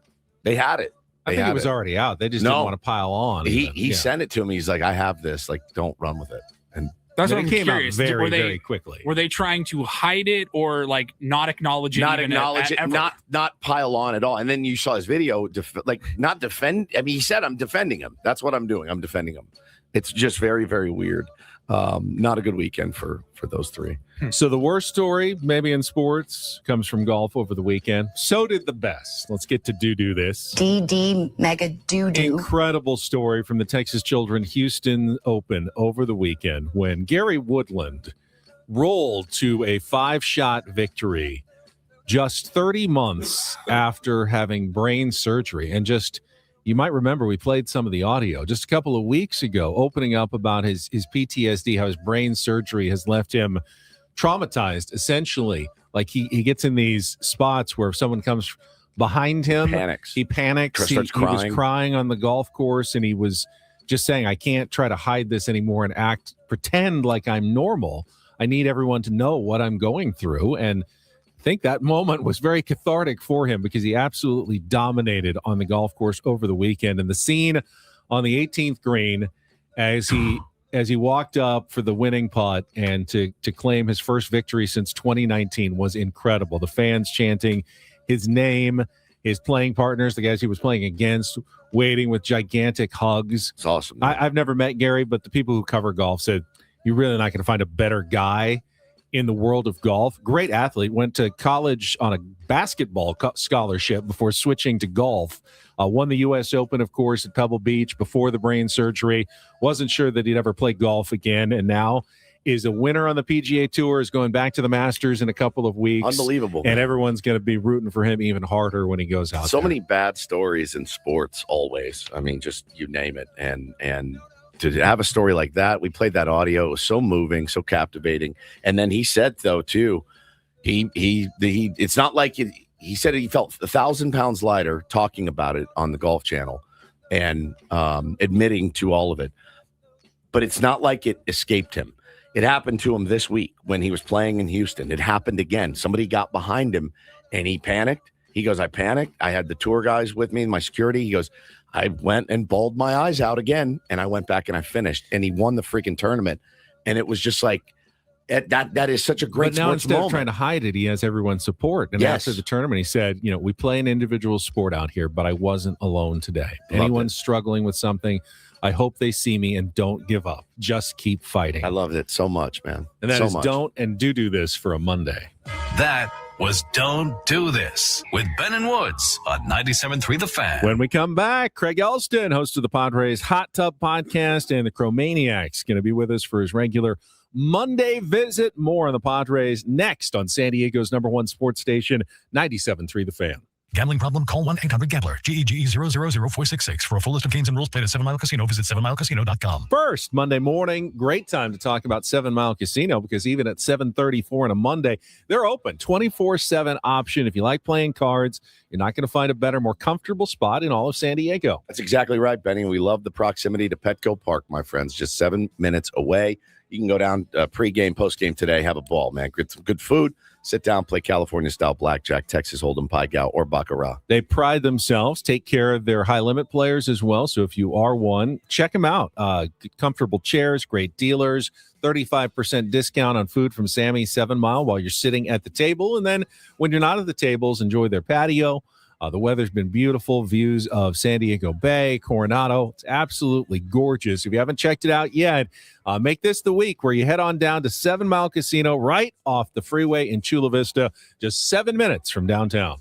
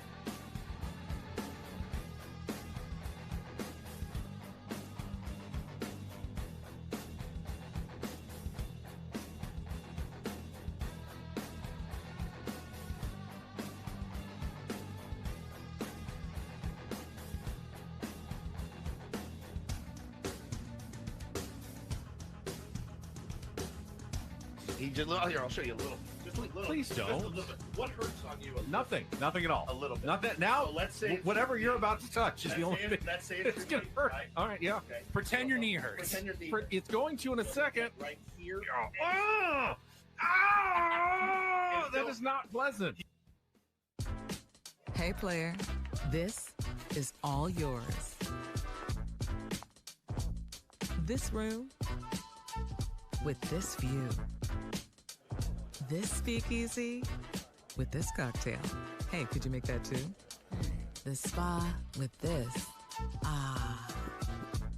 And this pool on this roof. This is all for you. The all-new Humul Casino Resort, now open.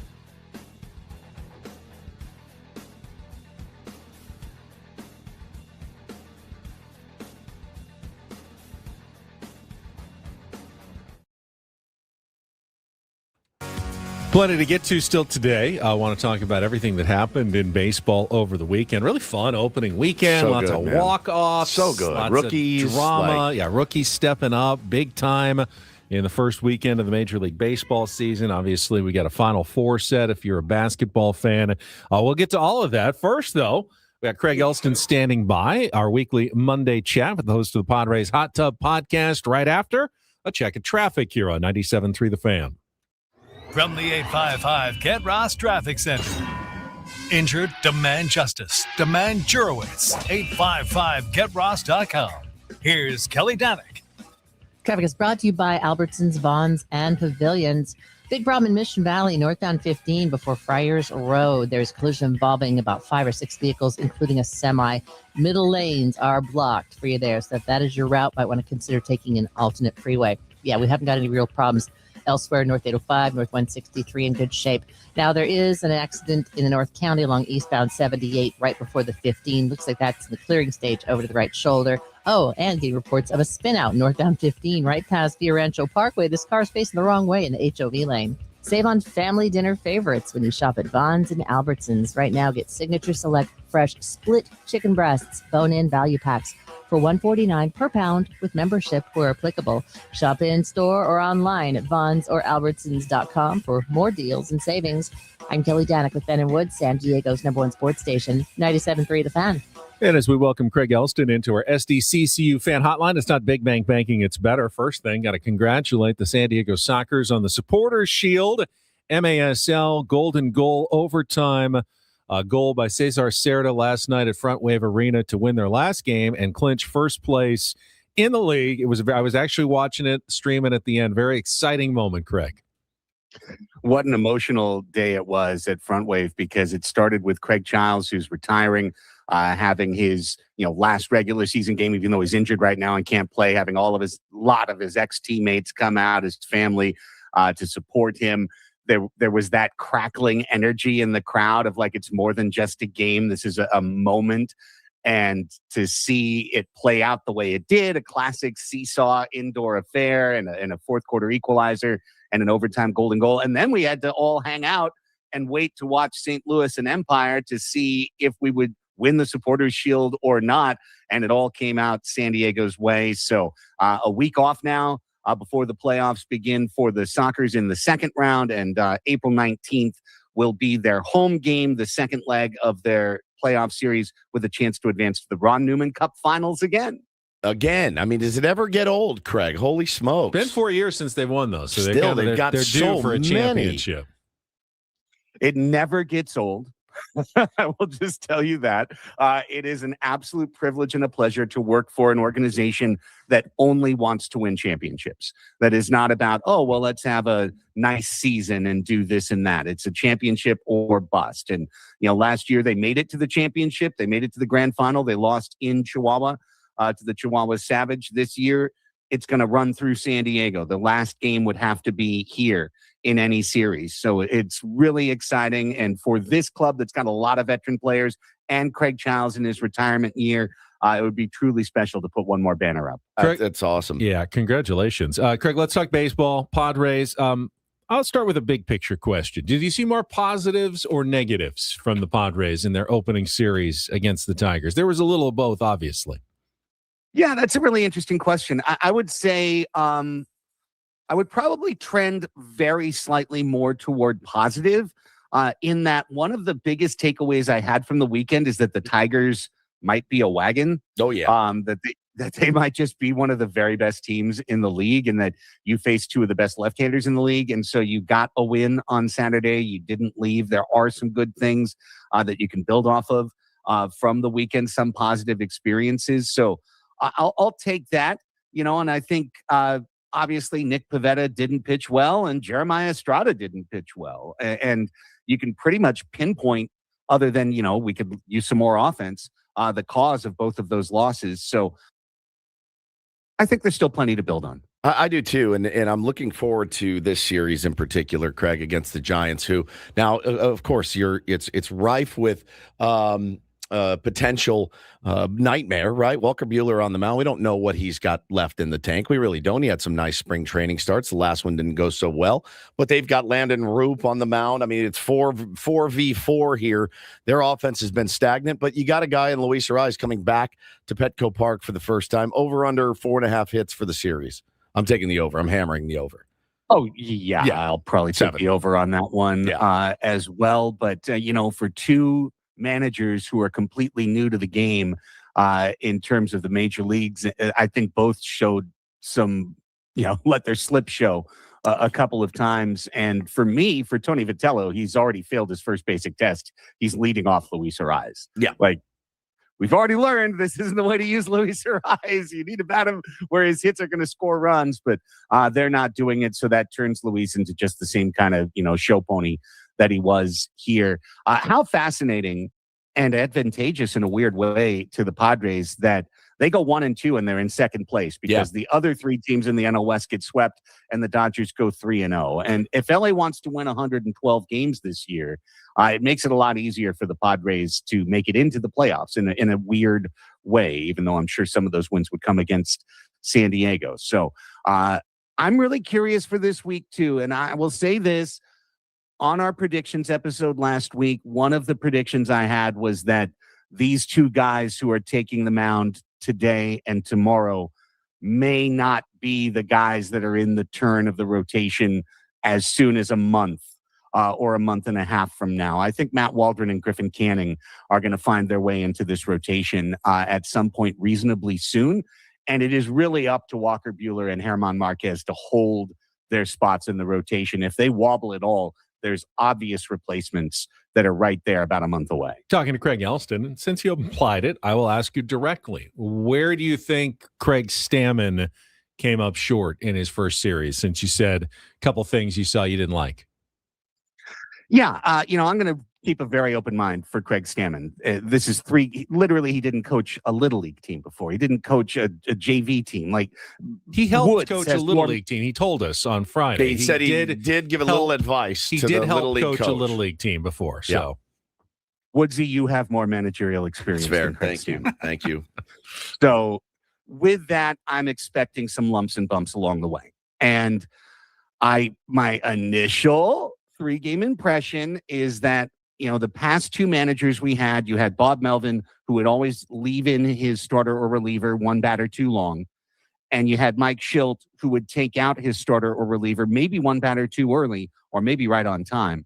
Stamon very much looks more like the Melvin camp than the Schilt camp. I could just see his mind whirling as Randy Vasquez is out there and runners are getting on base going, I always hated it when the pitching coach came and took me out, Yep. you know. And so the two things I'm going to specific, because you asked a specific question, Ben, I'm going to give you two specific things, both from Saturday's game. When Randy Vasquez allowed 2 runners in the 6th inning in a 3-0 game and his pitch count was over 80, there was nobody warming up in the bullpen. And Randy got out of it. So it wound up not being a problem. But if he gives up one more hit, Stamon has to take him out and he's got nobody warmed up. And that to me is just being behind the action. And it's very easy. But where's Ruben in this? Where's the bench coach in this? I mean, this is what we've been told. We got all these, and same with Vitello. It's the same thing. He's got Ron Washington down there. He's got Dusty Baker in his ear. He's got Buster Post. Got Jace Tingler. Jace Tingler as his bench coach. Where are these guys? I mean, Ruben is an associate manager. Yeah, no, that's true. I mean, and I assume people are saying this or that, but whomever is at fault, the guy on the top of the decision tree is the guy we're going to talk about. Buck right? stops here, right? So, so I think I want to see him be a proactive manager of the pitching staff or just give it completely to Ruben and say, I don't have any part of it. And we'll see how that plays out. The other one is the one that I think a video is coming up on social media from Sunday's Padres Hot Tub Show about it. There's so many positions on this team, guys, where Craig Stamon has nothing he can do, right? Right. Center field, shortstop, second base. He's got to run the same guys out there every single day. He'll never pinch hit for them because he has no options to pinch hit anywhere. So there's a lot of places on this roster that are super, super easy to manage. And the bench is an extremely uneven group that can't contribute across the board. But there's one position, first base DH, that he has a multitude of options, an embarrassment of options, specifically at first base, because he can bat Gavin Sheets, but then he's got Miguel Andujar for a situation where you need a line drive or you're facing a left-hander. You've got Ty France for defense and for on-base percentage. You've got Nick Castellanos for power off the bench and also to hit lefties. Gavin Sheets got 4 at-bats in Saturday's game and batted in a 3-0 game against a tough left-hander out of the Detroit bullpen in the 7th inning. And that might not seem like a big deal, and it wasn't. They won 3-0. But if you're not going to manipulate that group and always put the right guy in the right situation, now you actually have a bad first base DH situation. If you use them right and you mix and match and get each of these guys into their role, you could potentially have a very much above average first base DH situation. But the more you let Andujar hit against a righty, Sheets hit against a lefty, he made a nice play in the 3rd inning, we're going to leave him in. Yeah. You can't do that with this position. You've got to be ruthless. And I think that so far, it's 3 games. Yep. But so far, it's been a lot more of a good vibes, good buddy type managing. Hey, you're in the lineup, go out there and roll. And it's like, no, man, I need you to be ruthless about first base because Merrill's never coming out. Bogarts is never coming out. Cron's never coming out. Right. But you can move these guys to get yourself an advantage, or you can choose not to. I really appreciate that insight because it wasn't the obvious, Jeremiah Estrada. No, you're right. If Manny doesn't come up with a great play, then he might have been in trouble in the 6th inning with Randy Vasquez. And you're right. Why not use Andujar for Sheets? And then you can put Ty France in at first base defensively. You've got all those guys available. All you saw was Bryce Johnson going defensively, pinch running defensively. Yeah, that's it. At the end of the game, you've got other options. Need to use them. Vitello's doing the exact same thing. They got a bat full of right-handed guys, and he let Jung Ho Lee stay in against Tim Hill. Yeah, the other day they let a lefty face Aaron Judge. So I think these guys are learning on the fly, and it's been interesting to watch. Craig, appreciate it as always. We will talk to you again next Monday. All right, guys, have a great week. Can't wait. Enjoy. Thanks. Good stuff from Craig Elston. Yeah, insightful, like that. Yeah. Not the obvious, but there were some areas where you could manage a little bit better. It's fast, man. Game's fast. Bennett Woods brought to you by David P. Shapiro, criminal defense attorneys, helping good people regain control of their future when charged with a crime since 2010. Visit davidpshapirolaw.com. If you want more smart Padres talk, Dennis Lynn from The Athletic will join us for his weekly segment coming up at 8:35. Before that, though, we have Take on Woods, chance to qualify for a trip to Las Vegas and more. Hour number 3 coming up next year on 97.3 The Fan. Don't go away.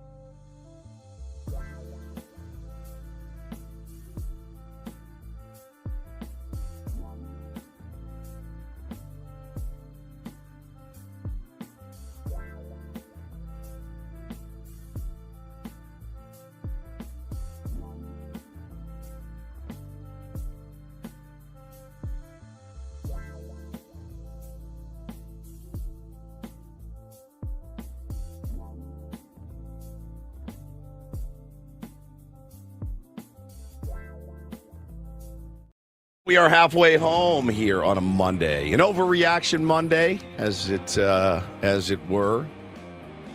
Hopefully we don't have too many overreaction Mondays. I don't know how the season's going to go. Nobody does. Prognosticating sports, I was thinking about it this weekend. It's just one of the dumbest things you can ever do. It's just stupid. Our job is stupid. Padres haven't lost in 3 days. That's true. They're on what are we overreacting to? Hot streak right now, but it's just the dumbest job, man. It really is. Like trying to speak intelligently about something that is completely out of your control and completely out of the realm of belief sometimes. Walker Buehler could go out tonight and get lit up in the first inning. He could also go out the next day or the next start and throw 7 shutout innings. Paul Skeens got his ass handed to him on opening day.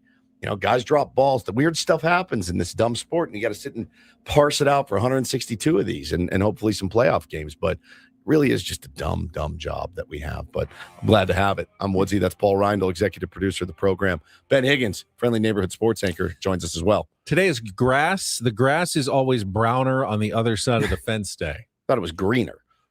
Well, that would be for someone who always thinks there's something better out there. I assume. I've never heard of this before. It's like the pessimistic I assume view. this is for people who appreciate what they have and they're not always looking over the wishing fence that they had what someone else had. Yeah. So the grass is browner on the other side of the fence, or maybe it's just for people who are really complaining about the HOA and other people's lawns, going, "Hey, fix your yard. You're lowering our property values here, pal." I don't understand what grass I can't wait for your stand-up brown comedy. on the other side of the I fence really day. can't wait for his stand-up routine. It's going to be elite. You're the one who's volunteering. and electric. It's something that I would have never, ever chosen to do on my own. Hey, pal, fix your grass over there. This is going to be what kind of person do you think you are? Me? Yeah, a greener. Grass is greener on the other side, or grass is browner? I used to be a greener. Big time. Always was head over the fence. What do you got over there? Now I'm completely the grass is browner. I think you're absolutely right. When I first met you, you were looking for greener grass. Always. And now you've realized that your grass is pretty nice on this side of the fence. I love my grass. The biggest area of growth that I've seen from you in the last 8 years. Big time. I mean, there's just no question what I am now. I have everything is, nobody's perfect, but you put the work in, you see what happens. And I'm very, very happy. I have a very happy demeanor about me. I'm grumpy still, but I'm still happy. Because I think sometimes I fall too far on my side of the fence, that it's not good to strive for things and want more at the same time. It's just about the balance. If you're always just wanting more and nothing is ever enough, then you're never going to find the happiness. Never. But you also don't want to be complacent and overly content as well. So you got to find the balance between the green and the brown grass, I guess. Yeah, I've definitely, that has been a huge area of growth for me, certainly in the last few years. But, you find your groove. I'm out of my groove right now, and I think a lot of parents are. We're all in the midst here of spring break for our children. And in a lot of schools, like I think Oceanside is out next week.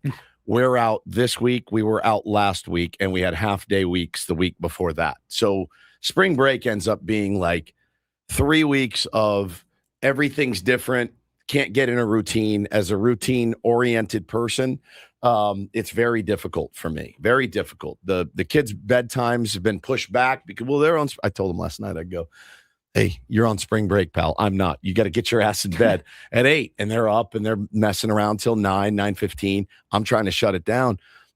My routine is completely thrown off. And then you got to worry, all right, are they entertained for the day until I get home?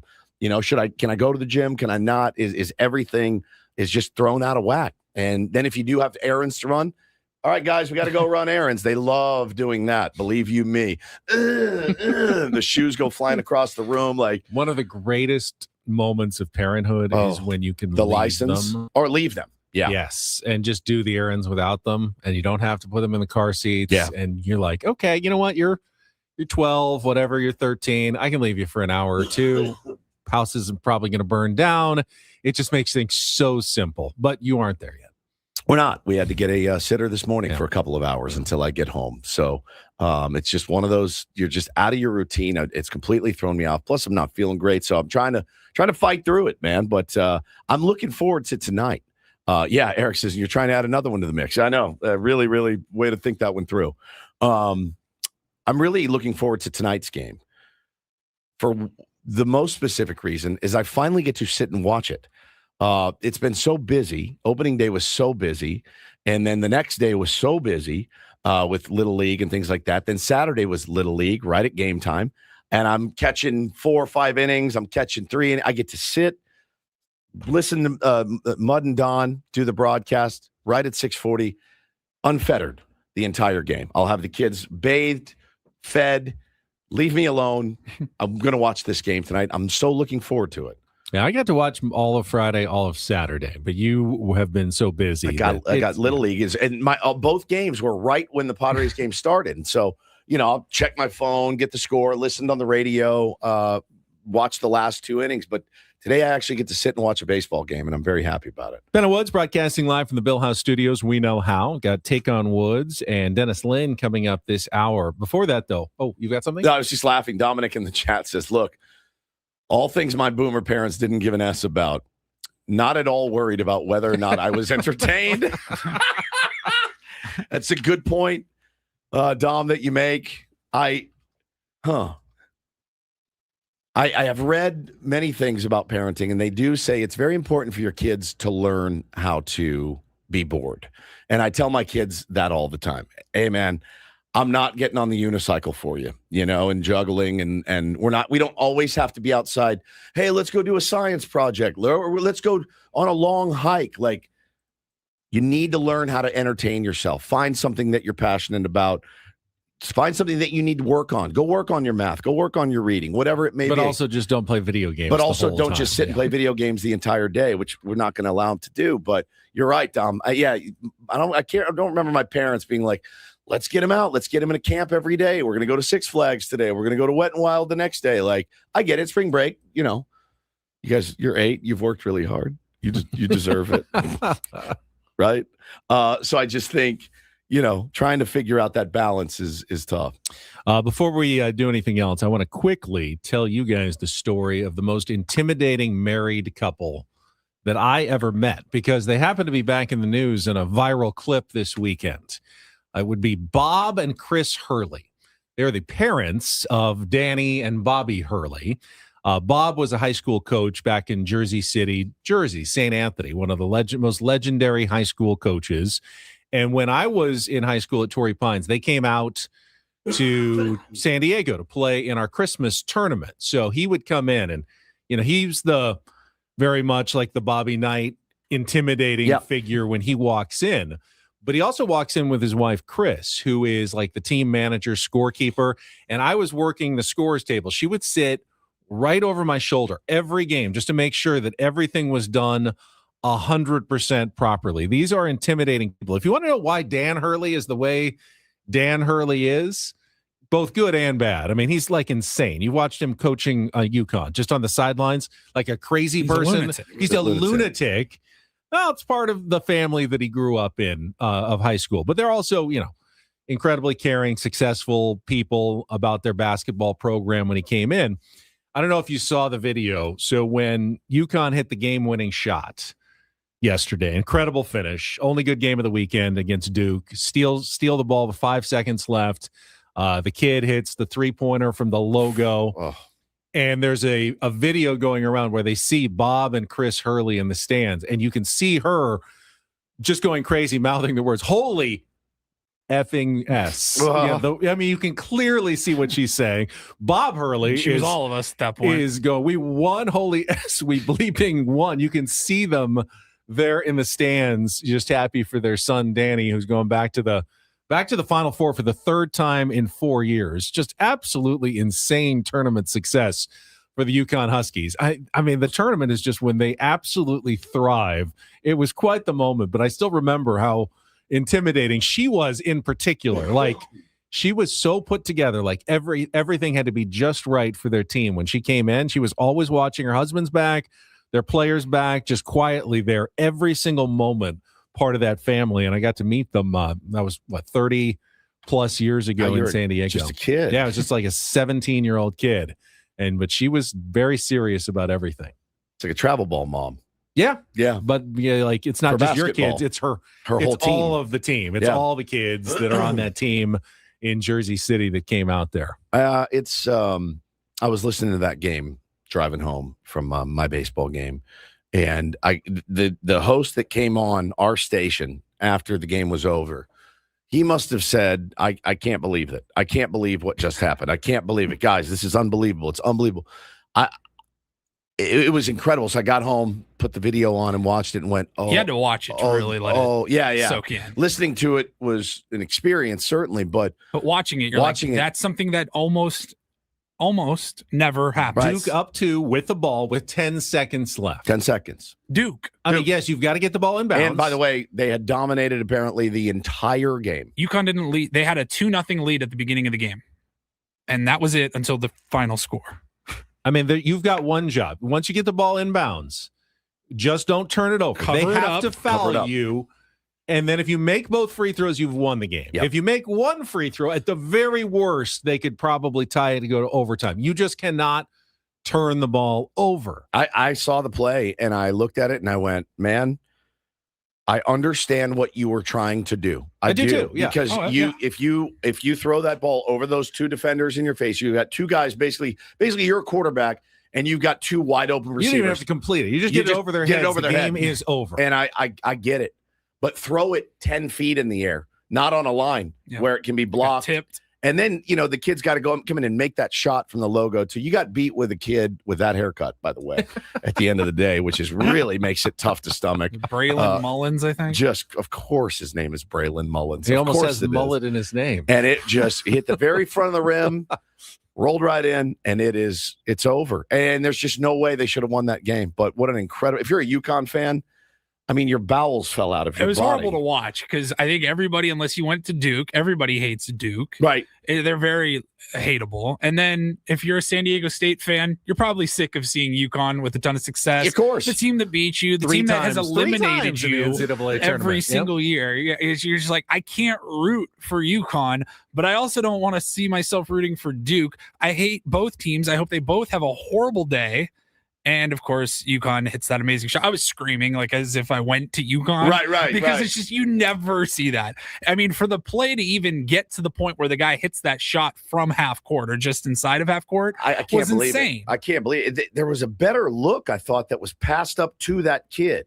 Caravan had I thought it was a better but look. He had 2 guys in front of him. He saw the kid that got the tip, the original steal. He gets the ball back and just absolutely drains it from like 40 feet out. I mean, it was a shot of his life. It's unbelievable. No timeouts. Caravan only had 5 points, but he hit one big 3 late in the game. He missed his other 6. Caravan, who's been on UConn like literally my whole life. For like 10 years. I feel like he's 46 years old. He's been there forever, and he's going back to the Final Four again.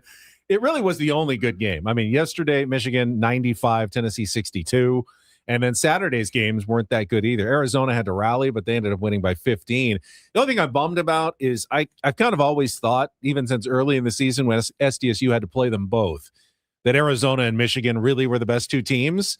And now they're both in the Final Four, but they have to play each other in the semifinals rather than a potential championship heavyweight match. That's like Padres Dodgers a few years ago. That was the World Series. Yeah. You know what I mean? So, especially for us. Little brother out here. I go back to the Duke game quickly. I think it's a great example. Caden Boozer, I think it's a great example that you can never overcoach kids in that scenario. I think, and I'm not putting this on the coach, but I think it's a great example that you can never have too many details. Guys, let's bring it in. Let's make sure there's one thing and one thing only we cannot do.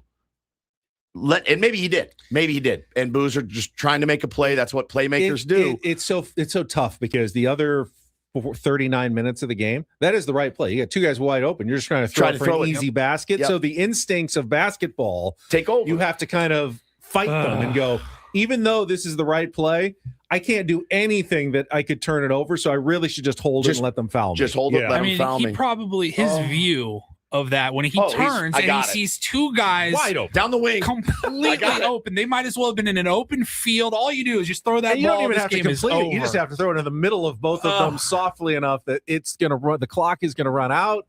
They're going to dunk it. Yep.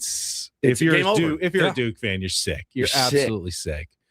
Well, you're sick. Boozer was sick after the game. I felt terrible for him. Yeah. You know, I felt terrible for him too. You put your Ben thought it was funny. I didn't think it was funny.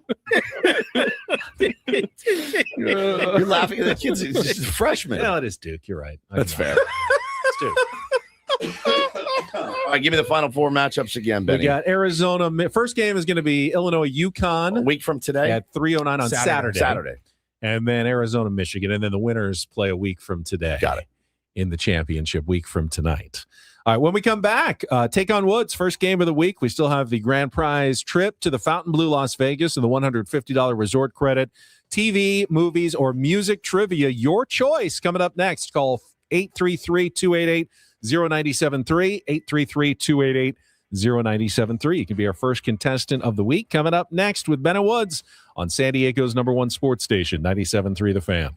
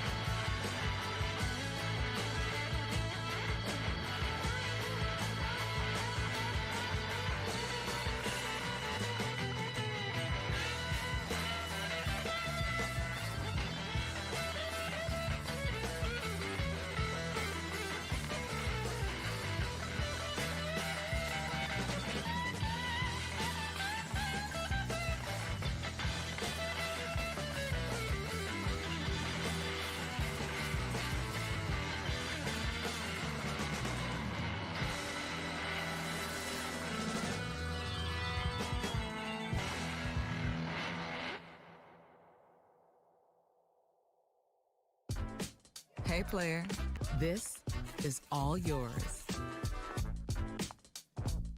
This room with this view. This speakeasy with this cocktail. Hey, could you make that too? This spa with this. Ah. And this pool on this roof. This is all for you. The all-new Hamul Casino Resort, now open.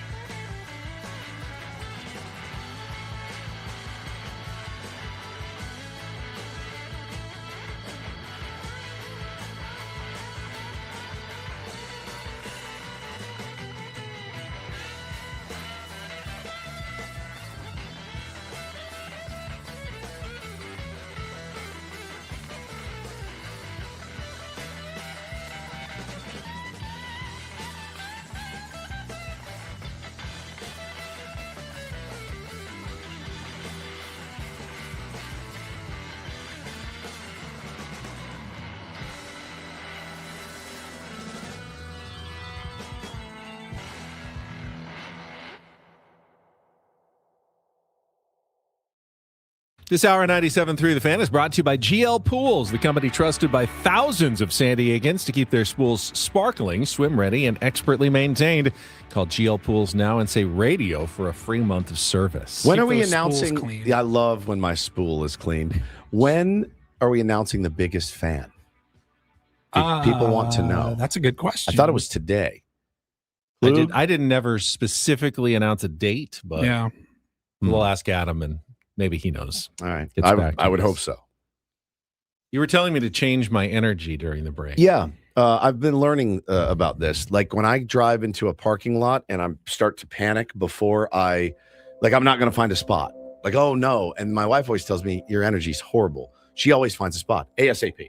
Her energy's great. I'm so good at finding a spot. There you go. And I'm working on changing my energy. We didn't have a caller for Take On Ones and you panicked. I didn't panic. I don't panic. You never go into the chat. He's like, does anyone want to play? Here's the number. Hi, still waiting. That's there was panic. a little bit of panic. You got to just, being proactive. Accept what the universe is offering you. And if no one calls for Take On Woods, guess what? Them's the breaks. I guess that's true. That's it. People called in. Yeah.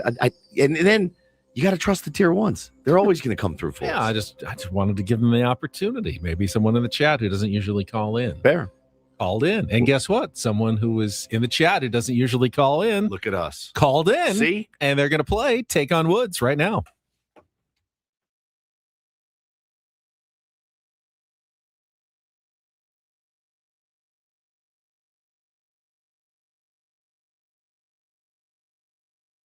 Take On Woods, brought to you by Bay Alarm, security and fire alarms for every business. We got you, and is this Rod? Hey, good morning, fellas. How are you guys? Rod from the YouTube chat, Rod the Mod. Thank you for calling in, Rod. You spared me from my panic, apparently. And as a reward, you get a chance to qualify for our grand prize trip to the Fontainebleau Las Vegas and a $150 resort credit. Check out the Fontainebleau's pools. Day Club open now. Book your stay at FontainebleauLasVegas.com. All right, here are your categories for Take On Woods today. We still have our music category, Cry Me a River. 5 song titles that include the word cry. Still have our movie category, Time Travelers, movies with time travel plot elements. And our new TV category is called Daytime Television, 5 television programs with day in the title. So music, Cry Me a River, movies, Time Travelers, or TV daytime television. What would you like to play, Rod? Let's go TV daytime. On TV again, we've had a TV run for the last few programs. Today, we're looking for 5 television programs with day in the title, either the word day or a day of the week. We will give you 60 seconds to answer as many as you can. If you don't know one, say pass. We'll come back to it if there's time left on the clock. First questions are 2-second TV theme song. Hopefully, I sent it to Paulie this time. You need to identify the show based on the theme song. You go first. Woods goes second. If you beat or tie him into the drawing for the Fontainebleau, you go. Rod, are you ready to play? Let's do this. In your face, Mod. Good to go. All right. We've got the category Daytime Television. Your time begins when Paulie plays our TV theme song. Good luck, Rod. Let's Take On Woods. Black, gray sky, hello blue. There's nothing can hold me when I hold you. Happy days. Correct. On October 11th, 1975, George Carlin hosted the premiere of which comedy sketch series that's still on the air? The George Carlin Show? Incorrect. Which late 2000s sports drama stars Kyle Chandler as a high school football coach in the fictional town of Dillon, Texas? That's not the coach because that's in Minnesota. I'll pass. Bonnie Franklin plays a single mom in Indianapolis, raising daughters Mackenzie Phillips and Valerie Bertinelli, in which long-running CBS sitcom from the late 70s and One Day at a Time. Correct. Set in the fictional town of Salem, Illinois, which long-running NBC and now Peacock soap opera has produced more than 15,000 episodes over the past half-century. Days of Our Lives. Correct. I believe we go back to which late 2000s sports drama stars Kyle Chandler as a high school football coach in the fictional town of Dillon, Texas. Man, I know that one. That's on the tip of my tongue. Come on, Rod. And Texas forever. I did not have loose cabinets. Yeah, that's sorry. You got 3. That was Friday Night Lights, and the George Carlin one was Saturday Night Live. So you got 3, Rod. Let's bring Woods back in. Hang on the line. TV again. We got a run of TV. You've won, I think, the last 2 TVs, though. You've done well. No category for Woods, though. Going up against Rod from the chat. 60 seconds on the clock, Woods. Your time begins when Paul plays our TV theme song. Good luck. Let's take on Rod. Black, gray sky, hello blue. There's nothing can hold me when I hold you. Oh, my God. Pass. On October 11th, 1975, George Carlin hosted the premiere of which comedy sketch Saturday Night Live. Correct. Which late 2000 sports drama stars Kyle Chandler as a high school football coach in the fictional... Friday Night Lights. Correct. Bonnie Franklin plays a single mom in Indianapolis, raising daughters Mackenzie Phillips and Valerie Bertinelli, in which long-running CBS sitcom from the late 70s and early 80s. God, they all run together. Pass. Set in the fictional town of Salem, Illinois, which long-running NBC and now Peacock soap opera has produced more than 15,000 episodes over the past half Roseanne? century. Incorrect. Today, go back to our 2-second theme song. Hello, blue. Black, gray sky, Hello, blue. There's nothing can hold me when I hold you. Boom, boom. Son of a bitch. The next one, the other one is... Bonnie Franklin plays a single mom in Indianapolis, raising daughters Mackenzie Phillips and Valerie Bertinelli, in which long-running CBS sitcom from the late 70s and early 80s. They all run together. And Rod, you have won it 3-2 in the category daytime television. Happy Days. Happy Days. Jesus. One day at a time, and then Days of Our Lives was the soap opera at the end. I think Congratulations, Day Rod. would have helped me. Day would have helped you for helped sure. me Helped Rod a greatly. couple of times, I think. Yeah. Congratulations, Rod. We'll Well put you into done, the drawing Rod. for the Fountain Blue Las Vegas. All right, let's take a timeout. When we come back, Dennis Lynn. Take on Rod, by the way. Dennis Lynn from The Athletic wrote about Randy Vasquez and what he's learned from Yu Darvish that helped him out to start the season. Coming up next with Bennett Woods on San Diego's #1 sports station, 97.3 The Fan.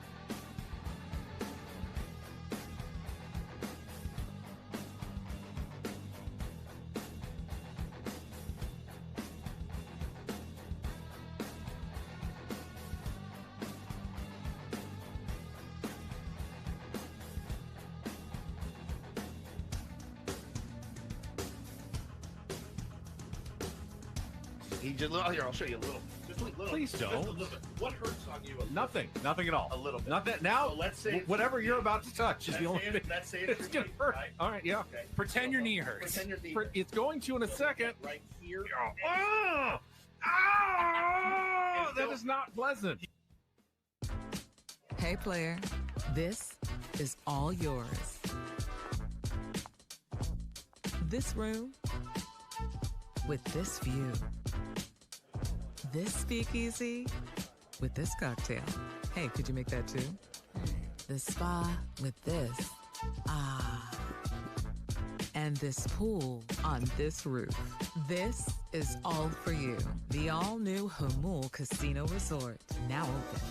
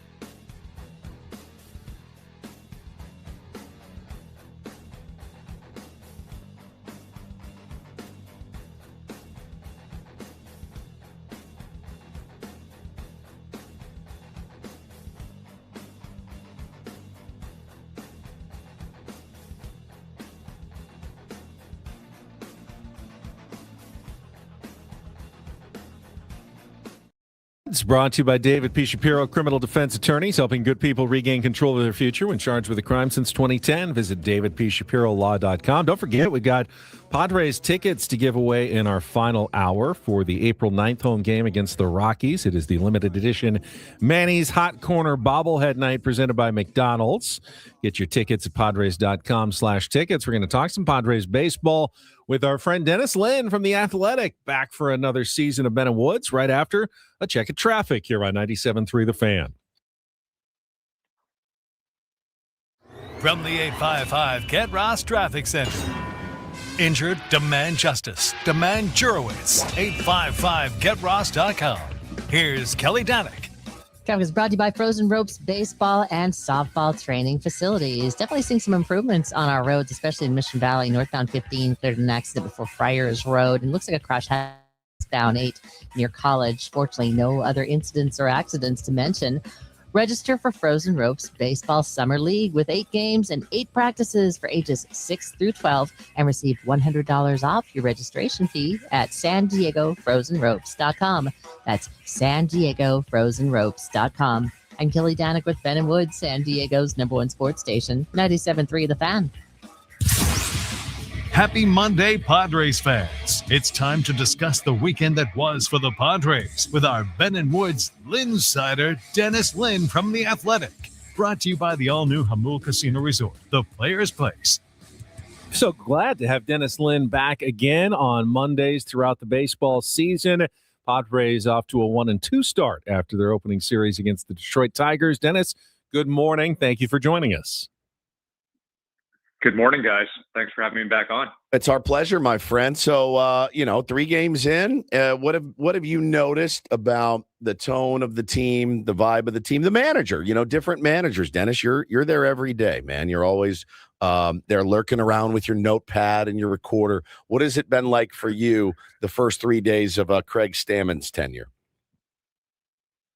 Well, I think it's a little bit more relaxed. Not to say that's a good thing or a bad thing, because they're 1-2. They're not 14-3 quite yet. We'll see if that's a possibility down the road. But I think Craig's just a guy who he kind of exudes calm, and guys obviously know pretty well, or at least some of them have played with him. And I think a pitcher managing is an interesting thing. We haven't seen too many of those, but I mean, again, we haven't seen a college coach jump straight from college to the majors, which we're going to see in the opposite dugout later tonight. So I think it's just all around a little more laid back. Not to say that Craig's a pushover or anything like that. There's actually people who tell you he's not afraid to say no and really kind of get into guys. So that'll be another interesting element of the season. But he's so far, I think he's done well in terms of talking to the media. I know that's only a small part of the job, sure, but probably a part of the job that we overemphasize. So I'd say so far, solid job. And there's a quote that he had about Manny that stuck out to me early on. And when they were talking about Manny getting some rest, and Manny's like, I'll rest when I'm dead. And Craig's like, no, he's going to get some rest. That kind of jumped off the page at me because, they know each other. They played together. Do you get the sense, having a pitcher manage Dennis, will he be more likely to let a guy like Jeremiah Estrada try to figure it out the other night because he's been in that position before? Like, this has happened. I've walked 2 guys, 3 guys, whatever, and then gotten out of the inning. I'm a pitch away at this point. I wonder if that will hurt or help the Padres in the long run, having that pitcher, that relief pitcher, at the helm. I want to do the same thing. I think, he's so highly attuned to what the life of a reliever is like. And you will hear I have heard some whispers actually, especially toward the end of last season. And keep in mind, I mean, the pitching coach is always involved in these decisions, but there were some complaints about guys about heavy usage. Yeah. Obviously Jeremiah was up there in appearances, Jason Adam, all those guys, Adrian Morejon, they all made, 60, 70 plus appearances last season. And that's not all on Mike Schilt. I mean, the rotation just could really use the break at some points, and the bullpen was really good, and he used them pretty effectively, I would say, overall. Yep. But I think Craig Stamon's going to be maybe on the opposite end of the spectrum, maybe more liable to pull guys. And I know people are complaining that, some people, at least some fans, that he didn't pull Jeremiah Estrada quickly enough. But it's really hard for any manager in that instance to just get another guy up going almost right away. I mean, those 3 walks happened very quickly. So I don't think you can blame Craig too much for that and just chalk it up to a bad day for Jeremiah. Dennis, as you know, it's beyond foolish to try to draw any big conclusions after 3 games of the season. However, I would say Randy Vasquez pitching well is not just a one-start effort. It's also spring training, what we heard from him in the offseason. And you wrote about Randy and how, part of the credit obviously goes to Ruben Niebla and part of the credit obviously goes to Randy Vasquez, but some of it goes to Yu Darvish as well. Explain. Yeah, this is probably something that, started probably not too long after Randy got to the Padres in 24, but it sounds like more 25. He came into camp not in the best shape.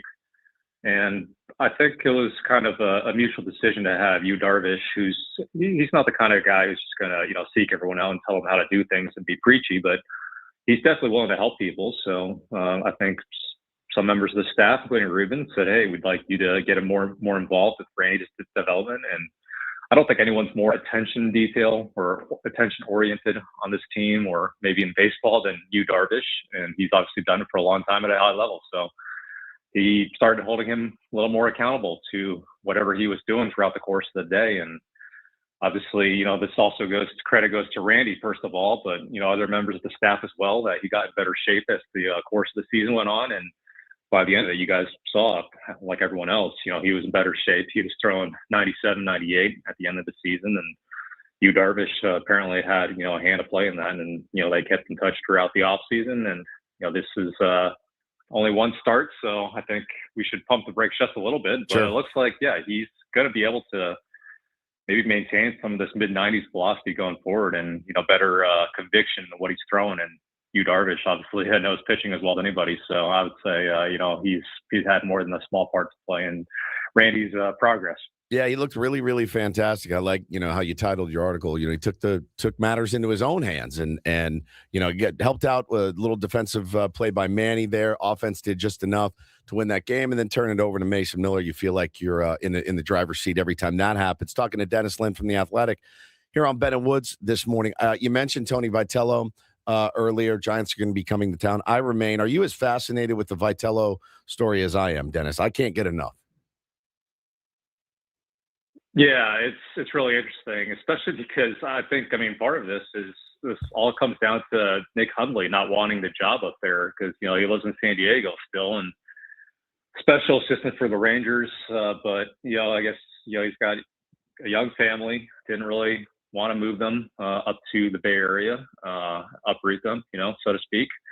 So the Giants pivoted, and this is where they landed, kind of like on a Pat Murphy type hire. But, Pat and Murph had, he had years in the minors in AAA and all that before he finally got a crack at the job. And obviously his first chance didn't quite go that well, although, he was put in a tough spot. And, it seems like Tony Vitello might be in a tough spot. So good luck to him. Dennis, one of the things that I was interested in seeing in the first weekend was the experiment. Both Nick Castellanos and Miguel Andujar at first base. We saw a lot of it in spring training. Didn't see any of it in the first weekend. It was only Gavin Sheets and Ty France playing defensively out there. Finally saw Castellanos in the lineup as a DH. Read anything into that? Do they not trust them defensively yet? Or how are they ever going to if they don't play them there? How do you see it playing out at first base with the Padres here?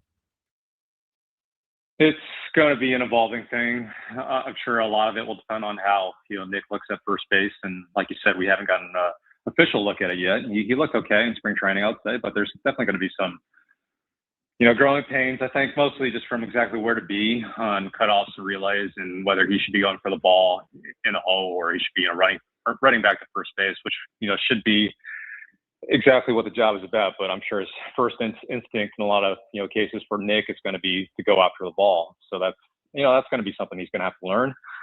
But I think it's just getting him comfortable. Craig Stamon talked about the first day, even though it was left on left, it felt like Gavin Sheets had kind of earned that start, which I understand. But at some point you're going to have to throw him out there. Maybe not tonight against a righty, but I think, Ty France, he's an interesting spot because you got Sung-Moon Song coming back at some point. So there's a little bit maybe redundancy there on this bench because Song can also fill in at first base when needed. So it's going to be, I think, they're going to give Nick Castellanos a bit of leash here. Others, Andujar, Ty France, they've definitely had more experience there. But I think there's going to be some interesting, shuffling coming up with the bench and, guys coming back off the IL. And Dennis, speaking of guys coming back, Jason Adam threw, I think, 4 outs and up and down on Saturday. Yep. They may still want to see him in back-to-back days at AAA, but he's very close. He could have started the season with the big club, but what are they going to do when Jason Adam comes back? Because they could lose Ron Marinaccio because he doesn't have any options left, but Bradley Rodriguez is such a great arm. Kyle Hart looked great. Who do they send down? What do you think the plan is when Jason Adam returns? Probably in the next week or so. It's another tough one. I think Bradley might be, it's as much as you hate to lose an arm like that temporarily. He's still very young, and he's got a long career to think about. So maybe that's not the worst thing if you send him down. But at the same time, you have a lot of depth, elsewhere in the organization as well. So I don't know. Maybe you risk putting Marinaccio on waivers. It's a good problem to have, I think. I think Bradley might be the first guy if I had to guess right now, but it also obviously depend on how everyone's pitching in a week or two whenever Jason's ready to come back. Dennis, appreciate it. We'll look forward to your contributions all season long. Thanks to Humul Casino, and have a good week. We'll talk to you next Monday. Are you going on the East Coast trip or not? No, I'm not going on this one. I have a quick question for you guys. Yeah. What did you guys think of Mason Miller's entrance? Loved it. I'll defer to Woods, the musical expert absolutely here, loved it. I got fired up. I was taken aback by it because everyone was kind of waiting for it, and then when it hit, it just blew me away. I think it's the best in baseball right now. I really do. Best in baseball by far. Wow. Yeah, I think it's the best in baseball. There's no bias. Yeah, well, I'll try to find out for you guys. I'll try to find out for you guys which clubby came up with this, because I'm not a Corn person myself. Me neither. I want to know if Mason had ever listened to Corn before the suggestion was made. I know. I mean, they were in their prime before he was born, but again, he I think they played him. I'd like to know what the other options were too, but I'm telling you, when it came out, I went, oh yeah. It makes perfect sense. Dennis, that would be a great story, honestly. That would. The clubby's point of view, because how much pressure do you feel if you're just the clubby and then Mason Miller comes up to you and asks for your input and actually takes your advice? I would have been so beyond nervous to go to Twitter that night, and it was 99% positive. I mean, really, it was like 99% positive from people. I had Dodger fans going, that was incredible. I got to tip my hat. That was great. I think it's phenomenal, and it works perfectly. I think it's the best in baseball right now. So nothing goes harder than that.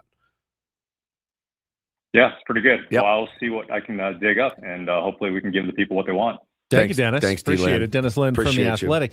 I think, does it bother you? I mean, obviously Trevor Hoffman's story of Hell's Bells he didn't pick it. It was, PR, entertainment said, let's try this, and it worked. And really? It wasn't his choice. He liked it once it went going, but it wasn't his original choice. I think you want to think that it's some song that has some personal meaning to the closer, but that's not how a lot of these really originated. I just think you need something that fires you up and fires up the crowd. And boy, that really fired up. I think firing up the crowd is more important than fire. You should already be fired up. You're coming into a close game in the ninth inning. Doesn't matter. You're probably tuning out the music for the most part.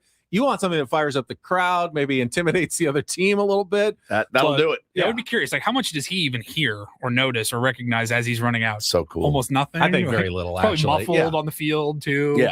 Yeah. I mean, it just, when he came down the stairs though, and the lights were going, I was like, "Yep, you guys did it. You nailed it." I mean, 100 out of 100. It's going to be a can't miss moment. I mean, you've got to be in, just like Hell's Bells was. Yeah. If it's got to be there. If it's a 3-run game and it's going to the top of the ninth inning at Petco Park, you're not leaving. Nope. Even the lights are about to go out. You have to watch that. Even if you think, I know what's happening next, we're getting 3 quick outs, I can sneak out, but you wait at least for him to walk you have out. to see that. You have to. Moment, You know what time it is? It's time for Mason Miller. You can't play it enough.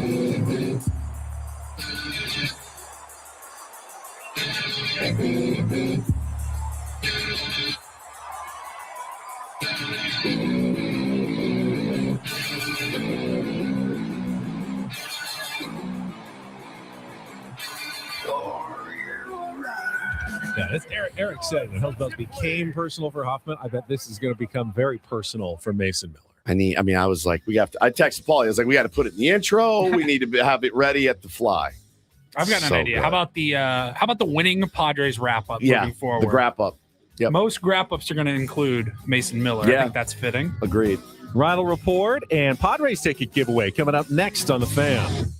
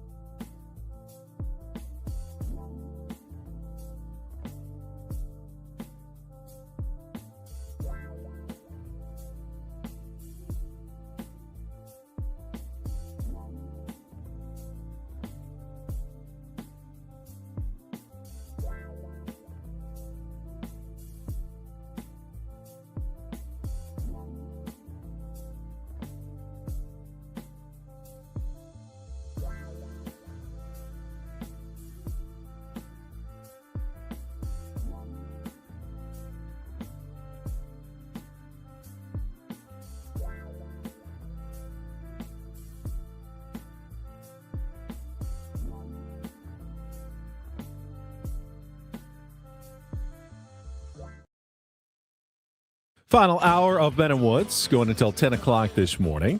Full week. In fact, I believe our show on Friday is going to be a couple of extra minutes because we're going to be leading into the Padres' first road game of the season at Fenway Park. Opening day at Fenway Park on Friday. Yeah. Early start for a Friday game, but I imagine that'll be an exciting atmosphere against the Red Sox. Hell yeah. It's going to be great. Great young team. That's probably a cool feeling for like the Padres. Oh, yeah.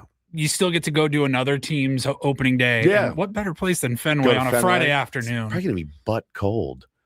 Yeah, I mean, that's why they start a lot of the East Coast Yeah. teams on the road. They're going to Cincinnati and then Minnesota before they come home, I believe, or where are they going? Ooh, Somewhere yeah. now. I've got rain in the forecast this weekend. Cincinnati and Houston, and then they come home to face the Padres on their opening day on Friday. High of 60 in Boston it's on not bad. It's not Friday. too bad. Cloudy, Really. maybe some rain. It's really nice. That's definitely doable. Saturday, the high is 48 with rain in the forecast. You saw, man, over the opening weekend, there were guys bundled up. Adolis Garcia was in full ski mask playing right field for the Phillies. Rangers got them twice. Congrats to Skip Schumacher, taking 2 or 3. According to the early, at least, ESPN projected starting pitchers, Garrett Crochet is going Wednesday in Houston, which means they will miss him for the 3-game series in Boston. Sonny Padres Gray have will been- play Michael King in the first game. Got a of the little season. lucky there. Sneaky lucky over the last 2 years. Missing these huge Has aces. Skeens ever faced the Padres? Never once. But he is scheduled to pitch, I believe, in the Tuesday game after they go to Boston. They go to Pittsburgh, and Skeens is going to face the Finally, Padres that for the first Tuesday. time. It's gonna be fun, man. watching them, try to figure out Paul Skeens. Oh, that's good. You want to be the best? Paul I Skeens. do love Paul Skeens. You want to be the best? You got to beat the best. I'd like to see Crochet. Now, He's nasty. Fernando and Manny got to face him in the Yeah. WBC. Yep. Got a quick look at him at Yep. least. That's But, exactly right. First time the Padres will face him likely coming a week from tomorrow at PNC Park. Seeing a little WBC hangover around the league. Cal Raleigh got off to an extremely, extremely rough start. I think it was 0 for 8 with 8 Ks to start the season. I talked to my buddy about it that played professional baseball yesterday, and he's like, dude, you go to that tournament and I just got to let it all out. I got to let it eat. And then you go back to Peoria for a week, and then you got to get up for the season. But you don't want to get up for the season so much because you got 162 of them. You can't be hair on fire, extremely intense. you'll burn yourself You'll out. burn yourself out. So Julio Rodriguez also slow start. Yep. The other guys have picked up the slack for the Mariners. Yep. I think they split their 4 against the Guardians. Yep. But we'll do our baseball whip around coming up later this hour as well and take a look at the rest of the league. Right now, though, Paulie's got some headlines for us. It is time for the Roundup Report. And get things started here with our today's edition of the Roundup Report. Now tuned into the greatest. Welcome to the Reindl Report with Paul Reindl. Hi, Paul. All right. 2 stories from the world of sports that we haven't gotten to yet. We'll start off in Major League Baseball. And 1 story that you didn't know you needed. Are you laughing, biatch? It's the Reindl Report Hey, Paul, how you doing? Okay, how are you? on 97.3 The Fan. Are you ready to bless the mood? I need some help, please. That was good. Can I get a yeah? Oh, yeah. All right. All right. All right. Happy Monday, gentlemen. Happy Monday. Real quick, we talked Little College Hoops about an hour ago. Yep. If you missed it, Final Four is set. We will have Illinois and UConn. That'll be the first game on Saturday, and then Michigan versus Arizona following that. Most people are going to say that's your championship right there. What a However, battle. Ooh. yeah, that's going to be a great game. Now, we talked about the only good game of the weekend, really, was the Duke and UConn, just the most unlikely finishes you're ever going to see in a college basketball game, a play that gets made 99% of the time, did not go Duke's way, and UConn not only steals the ball, but hits a nearly half-court buzzer beater to win. I have the Duke final call, the loss, and I have the UConn final call of the win. Which one Where would you first? like to start, gentlemen? Let's go with the loss. Let's go with the win. Oh, you want to go with the win? So you save the best for last. I don't know if the best will be the loss, but we'll see. All right. All right. Whatever you want. Dealer's Okay. choice. Glad we figured that out. We'll start with Duke. How about that? All right. This is the Ben loss. always gets his way. The last 10 seconds of the game. Get it in. They do for Boozer. Bobbled it. Back for Sarr. Needs to get rid of it. Does for Caden. 7 seconds. Trying to throw it ahead. Deflected. Stolen by Connecticut. 2 seconds. It's Mullins up top for the win. Oh, he hit it. With 3/10 of a second to go. Malachi Smith ran off the bench. That should be a technical. Oh, no. But with 3/10 of a second to go, Connecticut has the lead. That's called just holding on for hope. Begging. Maybe a technical. Begging. Yeah, let's decide who goes to the Final Four, because an excited kid thought there was 0 on the clock, ran 4 feet onto the court, and then ran back. Technical. To celebrate. Oh, can you Come imagine? on. There's rules and there's the actual spirit of the rules. That would have been an insane call. That would have been the worst call in the history of calls. Oh, he hit it is fantastic. Oh, he hit it. Oh, he hit it. Oh, he hit it. I don't even know if you would have picked that up on the broadcast. Did you see the video of the TV crew and Bill Raftery, old Bill Raftery, like looking around like, what's going on? What's here? happening? Yeah, What just is- looking what- like what is happening here? one guy just had his mouth covered. Didn't know what to say. Talked about it last week. I had a pretty awesome vantage point of that St. John's buzzer beater. Yep. I was 10 feet behind Kevin Harlan in the CBS broadcast, and I happened to like catch on the video as I was panning around as the buzzer, the shot goes down. Kevin Harlan, like watching him, he was started doing kind of the hold back. Yep. He Like, here we jumped go. out of his chair. I was Yeah. like, that was cool. Yeah, that's really good. All right, so that's how it sounded on Duke not college radio, but the Duke radio station. Yep. And here is the win on UConn radio. And Boozer, they double him. Back to Sarr. Now ahead to Caden Boozer. And a steal. Mullins gets it. It's Caravan to Mullins. Long range 3. Oh! It went in. That was the better call. Mullins delivers. Bedlam here. They're going to go to the monitor to review it. That's one of those things as a broadcast. Now, I don't have much college broadcasting experience at all, but knowing the way that game was supposed to finish out, Correct. you're probably pretty reserved and calm. It's a high leverage moment. You're but not prepared for that to happen. as the broadcaster, you think this you ball, lost. unless it gets stolen right away, like they're going to inbounds it and we're going to be walking back to the free throw line. That's right. And to get that steal and the shot. To Mullins. Long range 3. I mean, if you've watched enough basketball, at some point you were probably resigned to the fact that your team was losing that game. Correct. You're down 15 at the half. You never make it all the way back. And you got close. You got excited, but they got it up 2 with 10 seconds left. We're in deep trouble. So I think the genuine surprise and excitement was carrying the day. Yeah. I forgot to mention, too, in addition to Bill Raftery, Grant Hill was the other guy sitting there. He's covering his mouth. He's the one covering his mouth. Of course, he went to Duke. Yeah. I know you try to be impartial, but you but can't. You're Grant Hill from Duke. You're reacting in the moment like, my alma mater just blew it. Just soiled themselves. Gigantically right there in front of my face. I mean, you're Duke. You're the evil empire in college basketball. You know, everyone that isn't wearing your colors hates you. Yeah. And you're like, oh, we're going to have to just wear this one. Yeah, Caden Boozer's like, oh my God, man. Oh my God. Is his dad, was his dad the one waving at everyone the day before? They kept showing him, and everyone's like, where is he now? You're not panning to him now? I mean, it was pretty devastating if you're a Duke fan. We don't talk a ton of NHL hockey on this show, but when there's juicy stories to discuss, we will. And I thought this was fascinating. I had to actually read the headline a few different times to make sure it was the right guy and then who I thought it was. But the Vegas Golden Knights made a change yesterday. They fired Bruce Cassidy, their head coach, and replaced him with John Tortorella. Torts. Like the default guy off the bench, come coach for us midway through the season. He's like an assassin. He kind of is. How many jobs has he had in the last? Remember when we did our bit? We were going to follow the Columbus Blue Jackets. Yeah. Well, our idea was, what's the team in professional sports that you never think about ever? And it was nothing about. Nothing about. It was Columbus Blue Jackets. We had some fun with it for about 2 days, and he was the head coach then. Did we interview him?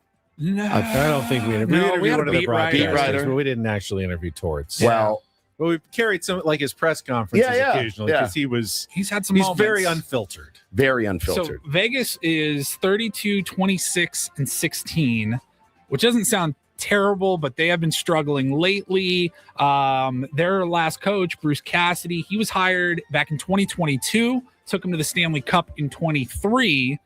And that's been a couple of appearances in their short history for the Vegas They Golden have high Knights. expectations. So they have a high standard in Vegas. and it wasn't going well, so they decided to make the switch. Torts has coached the Tampa Bay Lightning, the New York Rangers, the Vancouver Canucks, the Columbus Blue Jackets, the Philadelphia Flyers, and now the Las Vegas Golden Knights. It's and only the Canucks was one season. Like Tampa Bay was there like 7 years, the Rangers 5 years, Columbus 6 years, Philly 3 years. So this contract that he's on, it's just through the remainder of this season, according to reports with ESPN. Now that could obviously turn into an extension, but they just brought him in to finish out this year over there in Vegas. All right, gun to your head. Who is leading the Eastern Division of the hockey? I haven't followed any hockey this year. Not one bit.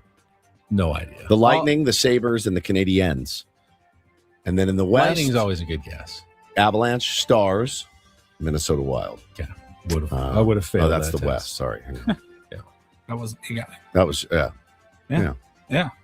Good stuff. I want to like it. I want to watch it more. I do. Because I like it. Utah, the expansion team, right? Yeah, what's their nickname? The Mammoth. Very good. Well, I'm looking at the standings as we speak, yeah. obviously. They're 38-30. They're, but that there's a lot of like the shootout losses then don't get added in. Like how many overtime losses and shootout losses? Well, their goals 38-30 and what? 38-30 and 6. All right. So they're for 38 the and number one wild card team. 38 and 36, essentially. So they're about 500. I mean, they're the number one wild card team. That's interesting to me. Almost identical records on the road and away. They're plus 23 goal differential. That's good, right? Yeah. Yeah. There you go. Expansion team getting it done. All right. And then finally, we will wrap I it felt up uncomfortable talking about hockey. It's a little weird. But Torts, he makes some headlines. Yeah, he for does. sure. We'll follow along. Oh, yeah. Did they relocate or were they an expansion team? Utah relocated Relocated. from Phoenix. Got it. Yeah. That's right. That's right. Forgot Phoenix even had an NHL. Former Coyotes. Yeah. Yeah, we're dialed in here. Yeah. NHL love that. talk. All right. Well, let's wrap it up with some fun. How about this? Now, I got a story about a new app. Yep. And usually when we're talking about apps, you think your phone, but maybe you have a MacBook or a laptop. They also have apps on them. And I wanted to talk about this app making the rounds. It's called Slap Mac. Slap Mac. Slap Mac. Yeah, it's called Slap Mac. And if you have the app installed and open on your desktop, apparently if you just like smack your laptop, don't do that. Slap mic. Slap mic. If you slap it, it will make a sound, like a moan or a groan. Oh. And so this video went viral of this woman trying out her new Slap Mac app. Slap Mac app. Okay, so this is my new favorite app. It's called Slap Mac. And whoa. It's although the goat one. Goats. You can change Like the sounds.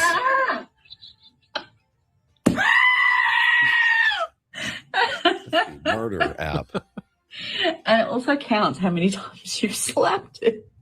It does 5 a little- stars. Best app ever. So I don't know exactly how the app works. I think maybe it's some sort of a microphone thing. Maybe like the internal microphone of your laptop hears like the sound and then it counters with a sound. I think you're asking the wrong question. It's not how it works. It's why do you have it? Why do you want it? Well, it costs $5. Okay. And the guy that made the app says he's already made $5,000. So 1,000 downloads of Slap Mac. I mean, it's a safe way to get a reaction without possibly facing criminal charges. Because you can't just go and slap anyone you want to get a reaction. But if you do it to your Mac and you get a satisfying sound out of it, then you can safely do that. You can get those sounds out of your computer, by the way, just on certain websites. Right, but not by slapping it, you can't. Okay. But not everything has to be so real all the time. I mean, I technology is amazing. I just found out this weekend that you can set your iPhone, like if you tap the back of it 3 times, I can turn on the camera. So 1, 2, 3. You have to set it that way, but I did it. I set it that way. And now when I tap the back of my phone, triple tap, it goes straight to the camera. So I can take a picture. I don't have you to. Ever used it? I just tried it this weekend for the first time. It worked. I have a button on the side that's like a control button. You can set make it that to do the do camera. whatever you want. Yeah, I've got that too. I've been scrolling to find the camera app and then putting on the camera, and then it takes me forever. And by the time I do that, the picture's lost. So now I can quickly just tap I like this the from back of Dan my phone. in the chat. Dan says, "Hey Woods, slap Ben since he's a robot and just see what sound he makes."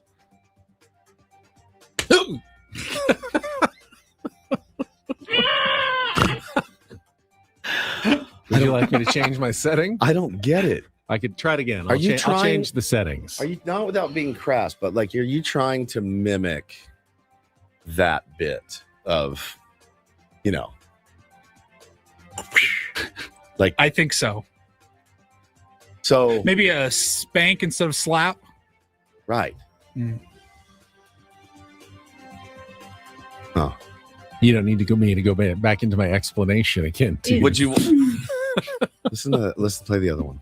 The first one? The second, first and second.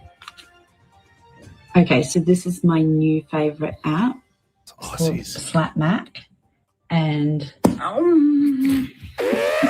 it's I mean, holy cow.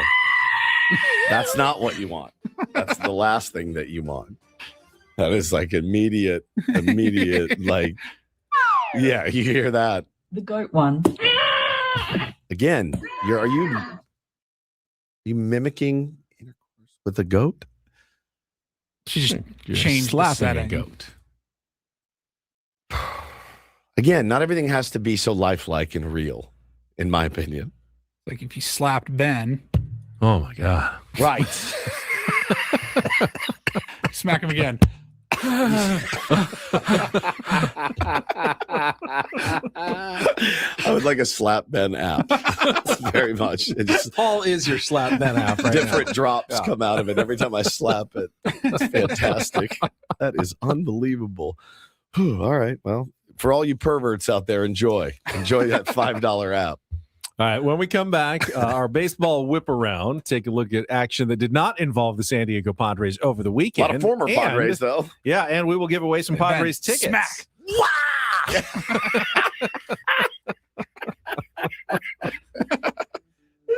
Paulie's going to work on developing his new app. Imagine what the tier, if that guy already made $5,000. Imagine what the tier ones would pay for a Slap Ben app.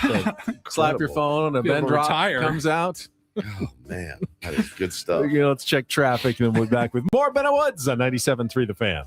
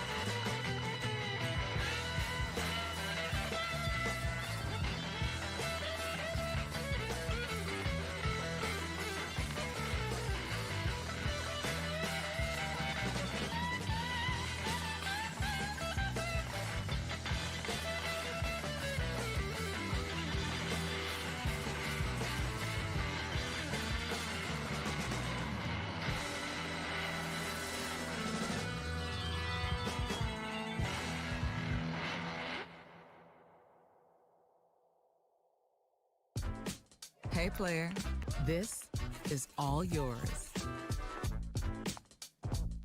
This room with this view. This speakeasy with this cocktail. Hey, could you make that too? The spa with this. Ah. And this pool on this roof. This is all for you. The all-new Hamul Casino Resort, now open.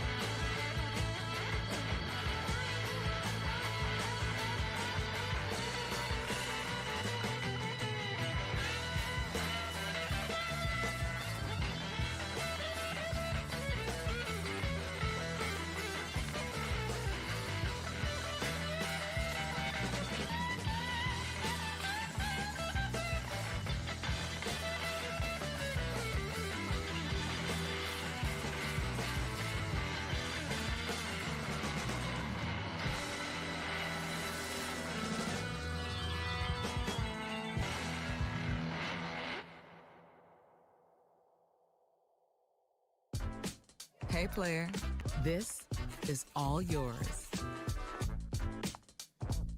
This room with this view. As Pittsburgh prepares to welcome the nation to the unofficial beginning of football season, the city's kickoff celebration will begin with an unforgettable invite-only night of music. Go to Odyssey.com/the night before to enter for your chance to win a trip to see Jason Aldean, John Morgan, and Shane Prophet. This is a national contest. All right, baseball whip around. Sure. So you mentioned some, I don't know. I mean, there's guys off to good starts, guys off to bad starts. Off to a bad start, Bo Bichette with the Already New York been booed. Mets. 1 for 14 with 8 strikeouts as the Mets lost 2 of 3 to Pittsburgh. They beat Paul Skeens and they lost the other 2 games of the series. Bo Bichette, said he got booed, and he said, I'm surprised it took this long. He goes, I kind of get it. My swings have been terrible. I mean, obviously, you're on a new team. You're trying to do everything for that new team. Playing a new position, too. And he's been tested over there a little bit as well. He'll be fine. He is an absolutely elite hitter. He'll be good. The Toronto Blue Jays set a 3-game series record by striking out 50 Sacramento A's, including 12 by one Dylan Cease in his Blue Jays debut on Saturday. Now, he took a no decision. They were actually going to lose that game. Yep. But the Blue Jays rallied late for the win. But the A's made a lot of non-contact over the series against Blue Jays starting pitching, and not just Dylan Cease, but also former Padre Eric Lauer, I think, struck out fantastic 8 or 9 yesterday as well. Yeah, it was really good. Watching MLB Network, and they're like, Eric Lauer is criminally underrated. He was great last year for the Blue Jays. He was great. Yeah, he's pounded the zone. He throws 92, he mixes it up, gets guys off balance, and look really good. I'm surprised by the A's start. They've got some offensive firepower, just haven't gotten it going yet. Yeah, well, you got to make contact to make that firepower worth anything. Dylan Cease at one point struck out 7 in a row. He had 12 punchies, 7 in a row. But leaving with a no decision is very Dylan he was Cease. actually in line to take the L, I think, at some point, but they rallied late. Another former Padre, Mackenzie Gore, took a no-hitter into the 6th inning yesterday as the Rangers beat the Phillies 8-3. Skip Schumacher getting an opening series win, taking 2 out of 3 for Texas. From Philly. Good start for Skip. So I'm watching the game the other day. It's the last inning, and Rangers need 3 outs to go. Chris Martin is in for the save, and foul ball would have been the 3rd out. Jake Berger, Jake Berger is a really, really good dude, and he has some pop. But holy cow, 2nd pop fly he dropped that game and this one's in foul territory. Guy gets new life, gets on, next guy knock, game tied. Johan Duran coming in, he blows it, and Skip ends up getting his first win. But all I thought was, oh my God, man, a lazy pop fly to the first baseman, and he boots it to get your first win as a Ranger. It took him a little bit extra to get there, but yeah, man, took 2 or 3 from the Phils. Former Padres pitcher Seth Lugo pitched great. well, pitched the Royals past the Braves 4-1 to this salvage. This should be our MLB whip around, by the way. Is all former Padres? Okay. I'm not done yet. Oh, we're not even close to Former done. Padres prospect Owen Casey had a walk-off 2-run home run for the Marlins. Now, he had a long stop with the Cubs. He was in the Yu Darvish trade, and then in the Edward Cabrera trade this offseason as the Marlins complete a sweep of the Colorado Rockies to get off to a good start. Marlins, the schedule gods were very kind. 3 against the Rockies, followed by 3 against the White Sox to open the season. Now, 1-run wins over the Rockies aren't exactly dominant. Still. And if you're the Rockies, 3 1-run losses on the road, it's not the worst thing we've seen in a long time. I don't know how much you can glean from that series on either side. How about former Padre Ryan O'Hearn? 3 hits, 2 RBI, go-ahead single in the 10th to help the Pirates avoid a sweep. It's the Nationals won their opening series against the Cubs. Oh, that was on Saturday. Sorry. Lots of former Padres on the Nationals. Yeah, as they beat the Cubs 6-3, and they take the opening series as well. How weird was it for you guys to follow some baseball over the weekend with the weird schedule to start? Padres not having a game on a Sunday. Oh, it was yesterday, so wild, man. Was weird. It was very strange to start the year. What did the Giants? What games did they have a 3 or 4 games? They did 3 as well. They did not have a game Wednesday. They did Wednesday, Friday, Saturday. Yep. Okay. So 2 off days. Yeah, they had 2 off days. The other option is you can just do a regular Friday, Saturday, Sunday, but then you don't get to play on opening day when everybody else plays. I will say was weird as much as we wanted it to go away. ESPN Sunday Night Baseball, getting home from baseball, I go, where? Oh, it's on Peacock. So I put it on Peacock, watched that. But I thought they did a pretty good job on I didn't Peacock. see much of it. It was the first game that Chase DeLauder did not hit a home run for the Guardians, and they lost 8-0 to the Mariners in that one. And the Brewers still have an offense. They may have traded away some of their pitching, but they scored a ton of runs this weekend to sweep the White Sox 9-7 win. How about Murakami? He homered in all 3 losses all for the 3 White losses. Sox. Munetaka Murakami making his debut, an impressive one. And Eugenio Suarez hit his first not his first because he's back with the Reds, but his first on the second stint with the Reds as they beat the Red Sox 3-2 to take 2 out of 3 in that series. So that's a little bit of your whip around in Major League Baseball from the weekend. Well, and a big former Padre returning to Petco Park tonight. I wonder what kind of ovation Luis Ariz will get. Probably a pretty good one. Luis a really good dude. Plays with a lot of heart, a lot of passion. I hope he goes over. He's a tough one because I think it was the way he was used that garnered so much. I don't know how much animosity there really is between Padres fans and Luis Ariz. It's different. It was frustrating to watch. Frustrating, yeah. But I don't know that it was all totally his fault. Right. He was also concussed. He's concussed, broken hand, and it just for whatever reason, man, they were really bullish on keeping him in the 2-hole, and it's not his fault, I guess. Well, we'll go through the start for the Giants under the new manager, Tony Vitello, why a former Giants player felt compelled to call into a local sports talk radio show in San Francisco and rip both Vitello and one of the team executives after opening day. We'll get to all of that coming up next. First, though, let's give away some Padres tickets. If you're the fifth caller right now at 833-288-0973, fifth caller, 833-288-0973, you're going to win a pair of tickets to see the Padres take on the Rockies on April 9th and bring home a limited edition Manny's Hot Corner bobblehead presented by McDonald's, available only to the first 40,000 fans. This display-worthy collectible features Machado at third base, a keepsake for all faithful. Tickets are available at Padres.com/tickets. Wrap things up. Man, a little preview tonight. You sounded like Don Orsillo reading that. That's you really a compliment. did. Yeah, it is. We'll do our first. We'll do our first $10 bet of the season. Ooh, remember the $10 bet? $10 bet on. Yeah, we'll do Arise over under hits. Oh, yeah. We'll do our first $10 bet. Series bet. Right, series bets. All right, coming up next on 97.3 The Fan.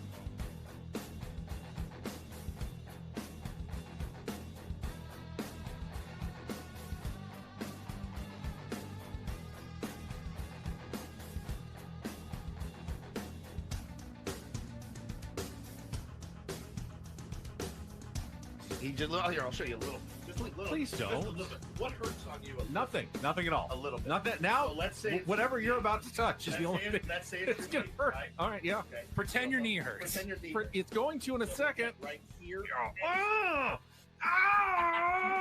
that is not pleasant. Hey, player, this is all yours. This room with this view. This speakeasy with this cocktail. Hey, could you make that too? The spa with this. Ah. And this pool on this roof. This is all for you. The all-new Hamul Casino Resort, now open.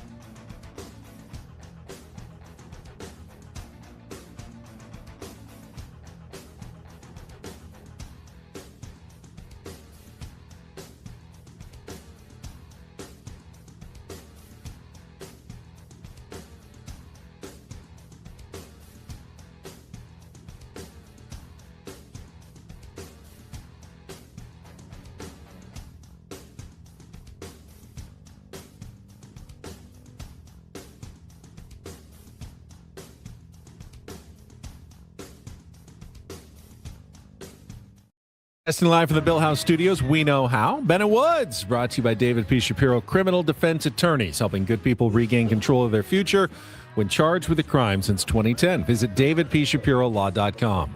You good over there? Laughing, coughing, dying. I'm coughing. Laughing. Cough laughing. Laughing. Does this have to do with Tony Vitello again? No, it's just this gunk in my chest. I would say I feel fine. I don't feel fine. I feel like I'm about 65%, but the voice, it's kind of an occupational hazard when the voice goes. Is it still just a rough week last week, or was no? Because you came in on Saturday. Like I thought you were okay on Friday morning after Thursday. Yeah, it was and then great. on Saturday you showed up to Far Corner. You sounded bad. You're like, hey, how's it going, guys? Had Little League the night before. I don't a lot know. of yelling involved. Well, I mean, you're playing next to a freeway, so everything that you're just like. Eyes up, bro. I'm not kidding you. This is unbelievable. You see it all when you're out there. You see the best moments. One of my kids that hadn't hit a 110 mile an hour triple. I mean, just hit it as hard as you can hit a ball and stand up triple. Just one of the coolest moments as a coach that you'll ever see.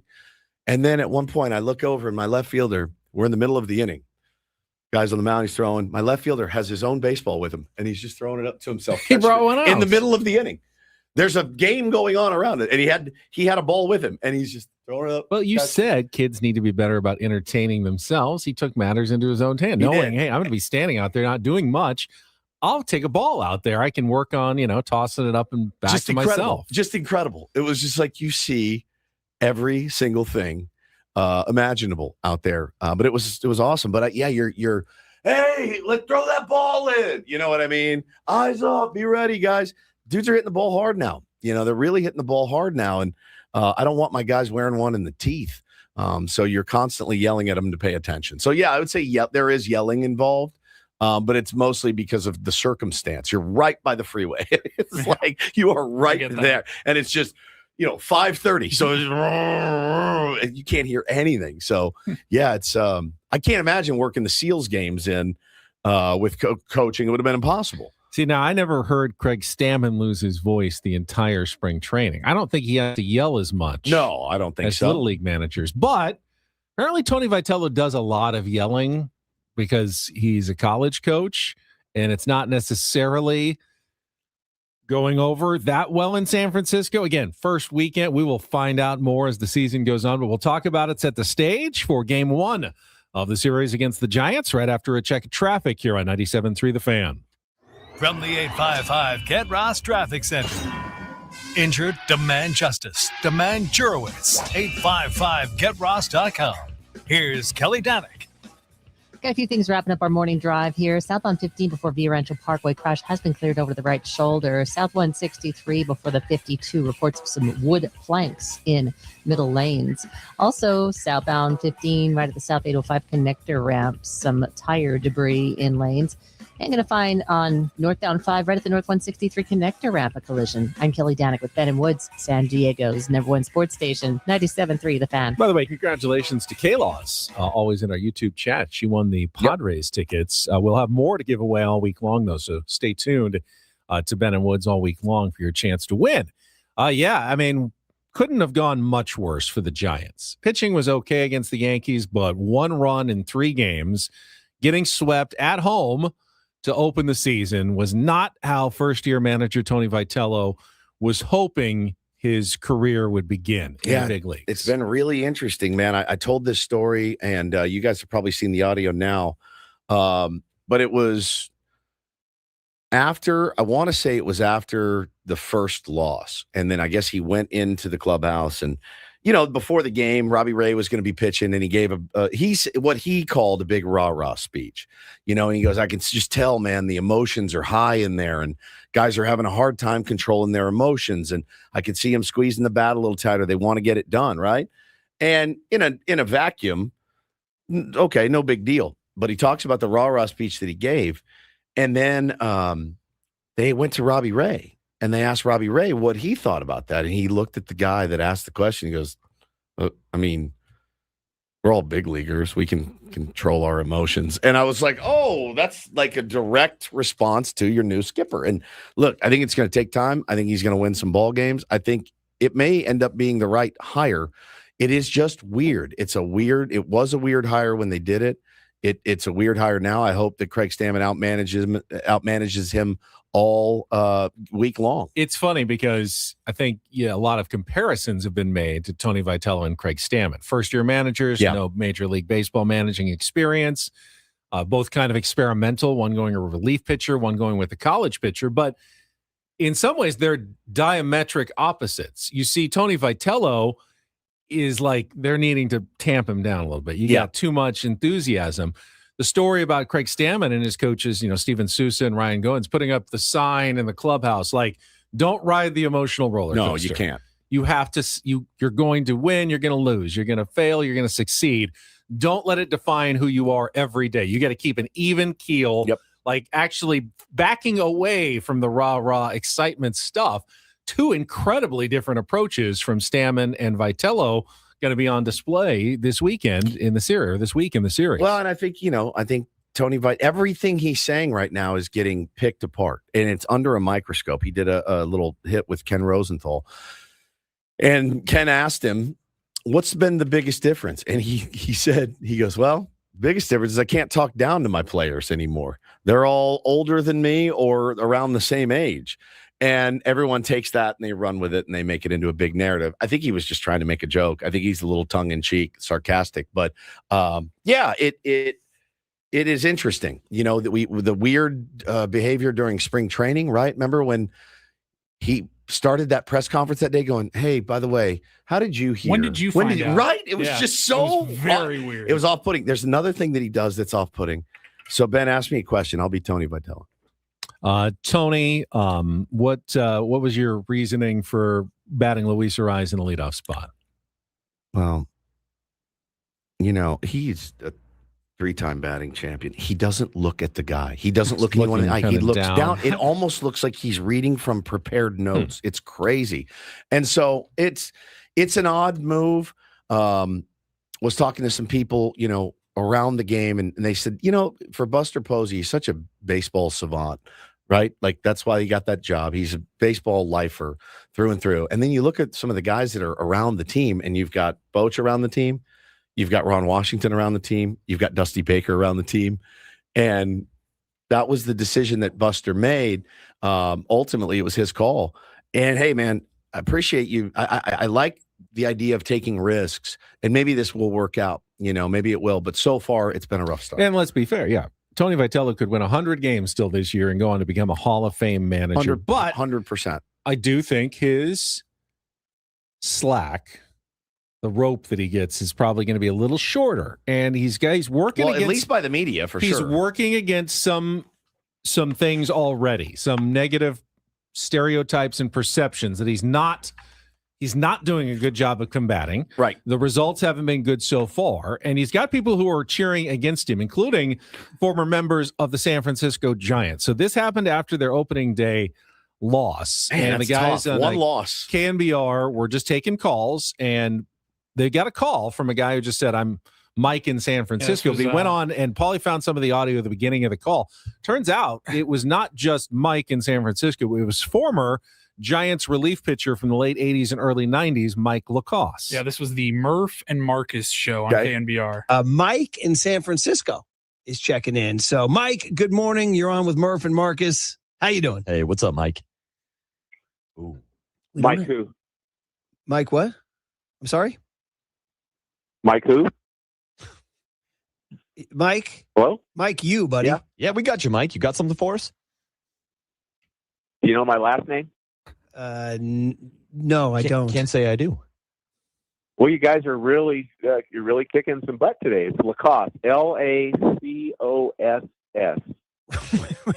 Wait, Mike Lacoste was a former Giants pitcher. There you go. Oh, my God. This is the Pink Pine Tar? That is correct. Oh, my goodness. Wow. I wasn't a Pink Pine Tar, so his nickname was the Pink Panther, but Juan Uribe, or the late Jose Uribe, because he was didn't speak English as his first language, called it Pink Pine Tar. Is that correct, Mike? Yeah, it's because I came out of a freezing night in Chicago. I was the first one in the shower. I was just sitting on the bench, and I jumped in this hot shower. And when I came out, butt naked in the old clubhouse, you're standing there, and I was pink. So this is really Mike From the hot Lacoste? water. Like, this isn't a riff? This isn't a prank call here? Come on, is this Murph? Yes. Come on, Murph. Get it together, man. Well, Oh, my God. all it said was Mike in San Francisco, so we didn't know it was Well, you need you. to fire all the screeners and all these guys that are messing things up, man. You should have heard the questions they were asking me. It's nice that they still have screeners. So the call goes on, and we don't have all the audio. It's going to take forever, considering that lead up. My God, What an guys. But Mike Jesus, Lacoste get to goes the on to point. say, "Hey, I'm gonna be kind of negative here," and he said the hiring of a college coach to manage the Giants. He says, "Don't you think that's kind of a slap in the face to all the minor league managers in professional baseball, all the bench coaches in Major League Baseball that think about becoming a major league manager? They just bypassed all of those guys, threw this college guy in there." And then, of course, you saw the look on his face in his first real press conference, like he got his dog run over in the driveway. And then he talks about President Larry Baer, who says they have the most hated executive in Major League Baseball. Until they cut the head off of the snake, the baseball gods are going to continue to punish the Giants. That's all I'm going to say. You'll figure it out. It's plenty. It's like if Brian Lawrence just called the station, started ripping Craig Stamon. This is Brian and Poway. Oh, hey, Brian. You know what? Know my last name? Immaculate inning, Woodsy. B-Law. He's taking shrapnel this morning. He's like, what did I do? I didn't do anything. He probably loves Stamon.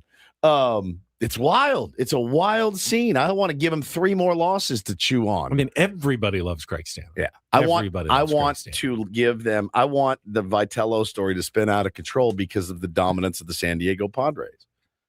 That was a wild phone call. Wild. That was a wild phone call. I kind of want to hear the rest of it. It made later. me super uncomfortable. But that was like a minute and a half of them just being like, "No, Hello? do you know who it is?" Hello?